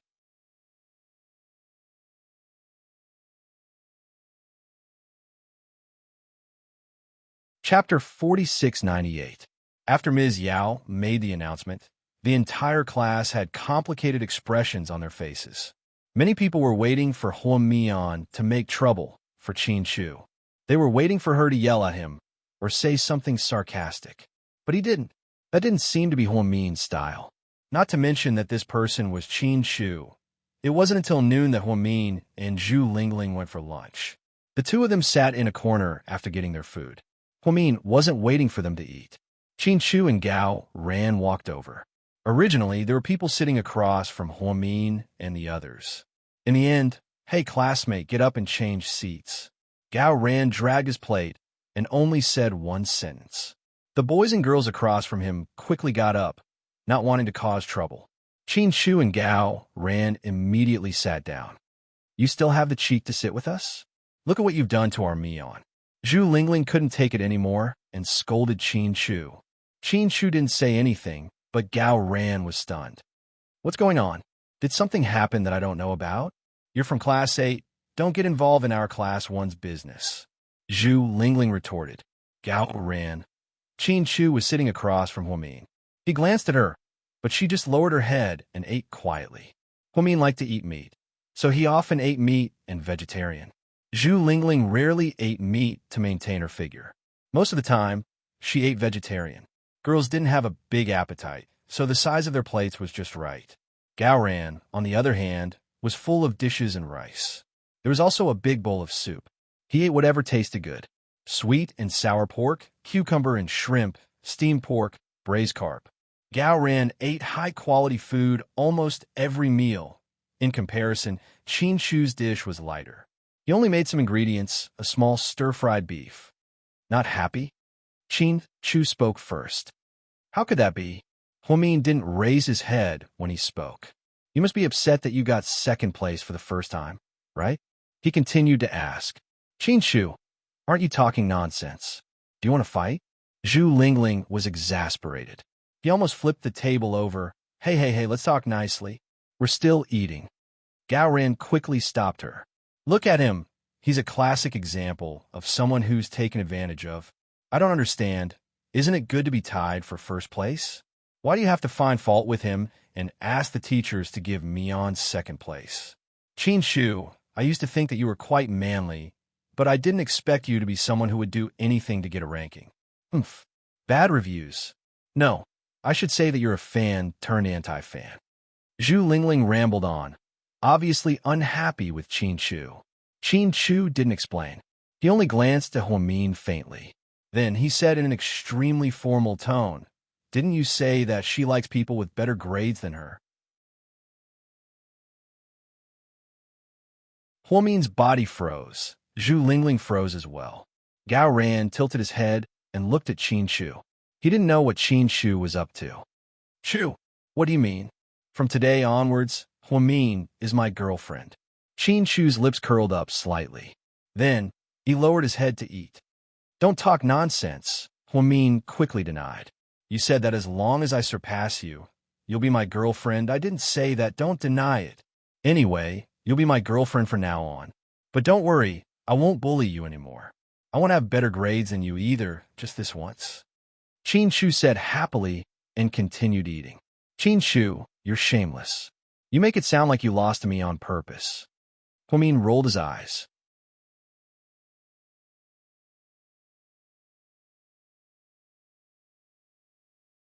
Chapter 4699. Isn't that the case? Of course not. My grades have always been better than yours. Huamin wasn't convinced. But you were second this time. Didn't you set me up? Huamin was furious. But you were second, Qin Shu said innocently. Huamin was so angry that she wanted to throw a plate of food at Qin Shu's face.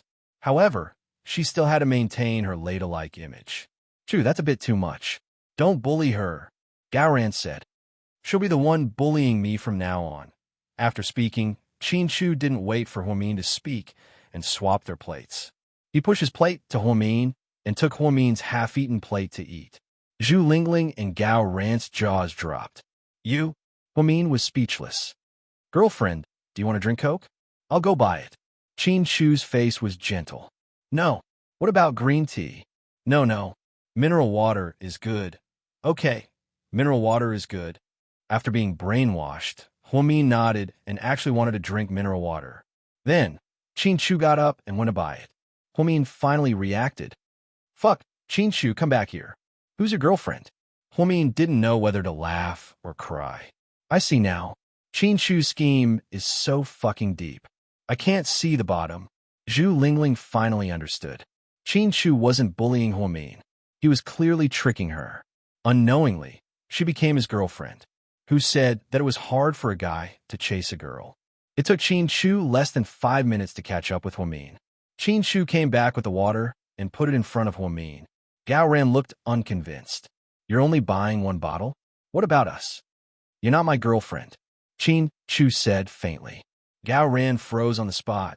Motherfucker, is this a public display of affection? It's over. The two of us are probably going to be despised as third wheels in the future. Zhu Lingling laughed. Just as Huamin was about to say something, Qin Shu helped her to open the door. Then, he thoughtfully handed her a straw. Drink slowly, don't choke, Qin Shu said. Huamin, I'm not a child. I don't need a straw. It's safer to use a straw, Qin Shu explained. Zhu Lingling covered her forehead. It's over. What's going on now? Can someone tell me? Huamin, how do you feel right now? Gao Ran picked up his chopsticks and used them as a microphone to interview Huamin. I'm actually very confused. I have no idea what's going on. Who am I? Where am I? Huamin was speechless. Later, many years later, they would talk about the interesting things that happened at Second High. Gao Ran and Zhu Lingling would tease each other. Qin Shu used 5 minutes and a bottle of water to settle Huamin. Mr. Qin didn't think much of it. He said that he used an exam to settle his wife. At first, Huamin thought that Qin Shu was just messing around. Later, he called her his girlfriend so much that he really got into the act. When school was about to end, Qin Shu wrote a note and threw it directly at Huamin's head. She was in a daze. When she was woken up by the note, she looked unhappy. Then, he slowly picked up the note. Wait for me at the West Gate after school. Huamin froze. She didn't know what Qin Shu wanted to do. She wanted to ask him, but he turned his face away and didn't look at her. The class was very quiet. Everyone was reading, so Huamin was too embarrassed to ask. After school, Huamin didn't want to go to the West Gate, so she walked directly to the North Gate. It seemed like she didn't want to fulfill her promise with Qin Shu, or maybe she didn't want to accept Qin Shu's one-sided invitation.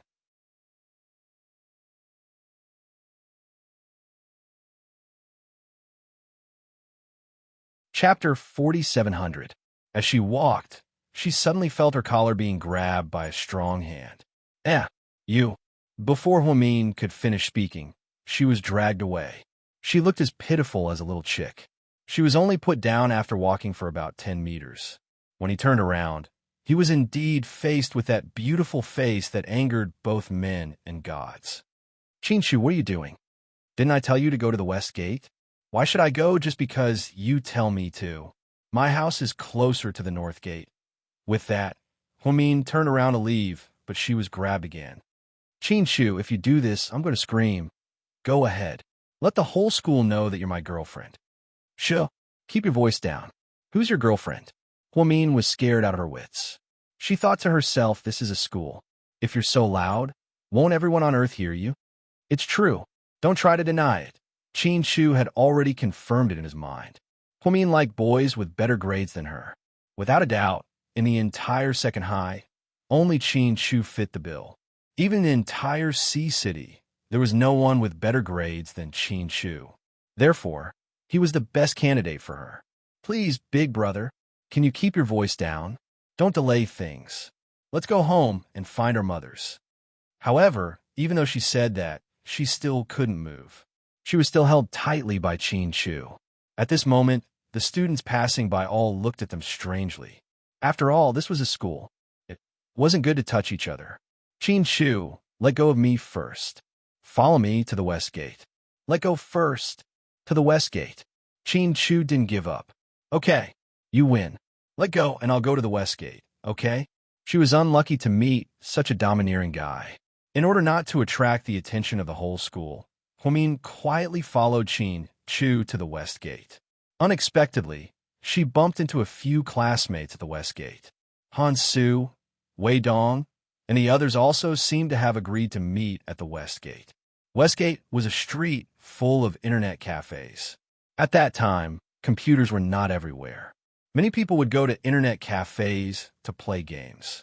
Therefore, when a group of boys wanted to go out to play, they happened to see Qin Shu and Huamin walking out.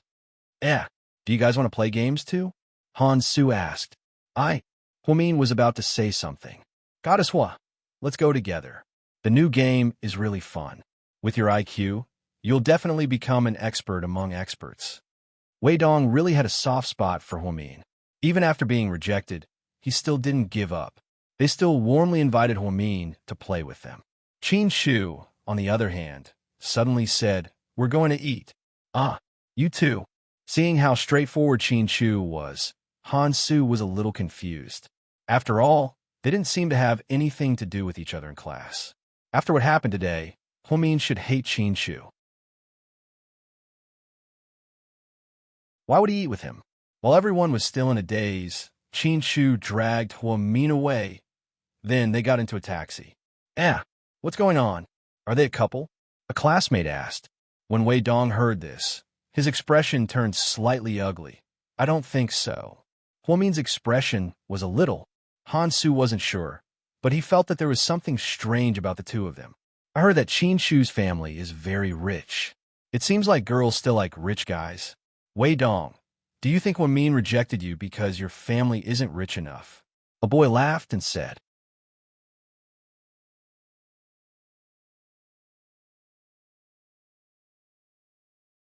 Chapter 4701. Fuck you, don't you know how to talk? Who would have thought that his joke would infuriate Wei Dong? Han Su saw that the atmosphere wasn't right and quickly went up to persuade them. Okay, let's not stand here. Let's go play games. After all, the boys weren't as gossipy as the girls. They saw Qin Shu and Huamin at Westgate and left it as it was. Only Wei Dong was a little upset. Obviously, he didn't have a good time playing games that day. Qin Shu didn't drive as ostentatiously as he did and didn't use a chauffeur. He just hailed a taxi and left with Huamin. When asked where they were going, he was like a mute. Young man, where are you going? 7 Mile River. The chauffeur was stunned. It takes an hour to get a taxi there. The fare is about 150 yuan. Drive. Qin Shu was a man of few words. Perhaps since he was young, the chauffeur knew that 7 Mile River was very far away. He immediately reminded the children that it was 150 yuan for a one-way trip and 150 yuan for a return trip. It was 300 yuan for a taxi. This was the entrance of a high school, and he was worried that the children wouldn't have that much money. Qin Shu took out his wallet and threw 300 yuan to the chauffeur. After the chauffeur took the money, he immediately shut up and smiled like a flower. Why are you going to 7 Mile River? To catch fish. What's wrong with you? It's so late, and it's almost dark. You're going to 7 Mile River to catch fish. I'll be back by tonight. Don't worry, Qin Shu said. That's ridiculous. No, I want to get out. Chauffeur, stop. Chauffeur, don't stop. Chauffeur, stop. Chauffeur, don't stop. Chauffeur, if you don't stop, I'm going to jump out. Huamin leaned over and pretended to open the car door. Don't listen to my girlfriend. She doesn't dare to jump. Huamin, The chauffeur was about to burst out laughing when he heard the conversation between the two children. He thought to himself that children nowadays matured at a young age. They were dating at such a young age. In the end, he couldn't persuade Chin-Chu, and the two of them arrived at 7 Mile River. Kilahi was a village near Sea City. The name of the village was Kilahi. There was a river there that flowed down from the Wanning Mountain not far away. The spring water was very clean, and the river water was also very clear. In those years, tourism development was not so comprehensive, so that place was still very simple. After Chin-Chu got out of the car, he took Huamin to a farmhouse by the river. At this time, the sun was already setting in the west. It was 6:30, and the sky was about to turn dark. It's so dark, and you want to catch fish? Are you crazy? Night fishing, got it? Chin-Chu glanced at Huamin indifferently and took the fishing rod from an auntie at the farmhouse. Then, the two of them went to the river. Huamin thought that this rich kid was just trying to show off and have fun. Unexpectedly, Chin-Chu's fishing skills were very good. In less than 15 minutes, he caught a big fish. Annie Wong, let's cook the fish the same way. Okay, little President Chin. The woman called Annie Wong was very enthusiastic. She took the fish that Chin-Chu caught and walked in. Chin-Chu stood up and stretched. Do you like to eat stars?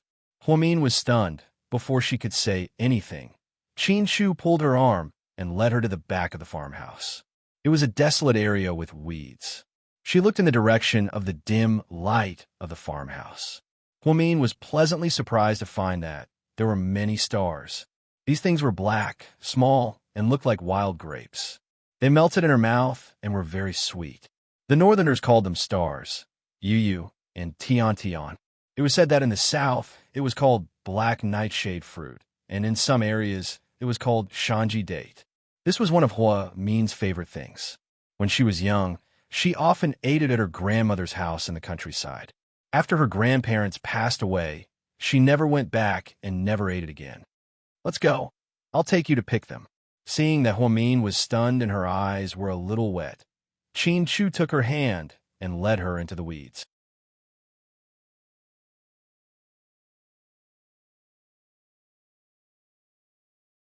Chapter 4702. Huamin naturally held Chin-Chu's warm hand. They walked deeper into the weeds since they didn't bring any utensils with them. There was nowhere to put the fruits. Huamin looked around but couldn't find anything suitable. Just then, Chin-Chu pulled up his black short-sleeved shirt. Put it here. Huamin glanced at Chin-Chu's expensive short-sleeved shirt and swallowed her saliva. There's no need. This piece of yu isn't worth as much as your short-sleeved shirt. Seeing that she wasn't willing to put it down, Chin-Chu ignored her and put the fruits he plucked on his shirt. The juice of the fruit was purplish black, and it soaked Chin-Chu's short-sleeved shirt. Huamin's heart ached when she saw this. However, Chin-Chu didn't seem to care. The two of them plucked the fruits for about 15 minutes. Then they got tired and sat down at the edge of the weeds. The two of them didn't wash up and started eating. Huamin couldn't wait to reach out for the fruit. However, Chin-Chu had already picked up one and put it in front of her mouth. It was his first time feeding her, and his actions were so natural. There was no hesitation or shyness. Huamin opened her mouth and bit into the fruit. That familiar taste began to spread between her teeth. It was a long-lost feeling, just like when Grandma and Grandpa were still alive. Perhaps he was afraid that Huamin would be sad, so Chin-Chu took the initiative to ask her. There's something I don't quite understand. What is it? Huamin pretended to be indifferent as she naturally grabbed a handful of fruits from Chin-Chu's shirt. She even dyed her hands purple. How many algorithms do you know for that math problem? 12. Huamin didn't hide it. That's even stranger. If you know 12 algorithms, why did you choose the most difficult one? Why didn't you choose the simple and rough one? Chin-Chu tilted his head to look at her delicate and pretty face. There was silence for 5 seconds. Huamin popped a purple fruit into his mouth and said while chewing, "Because if I don't understand it, teachers, students, and you may never see this godly algorithm in your lifetime." Chin-Chu was speechless. When Huamin said this, he was full of confidence. She did find it interesting. Moreover, she had invented the algorithm herself.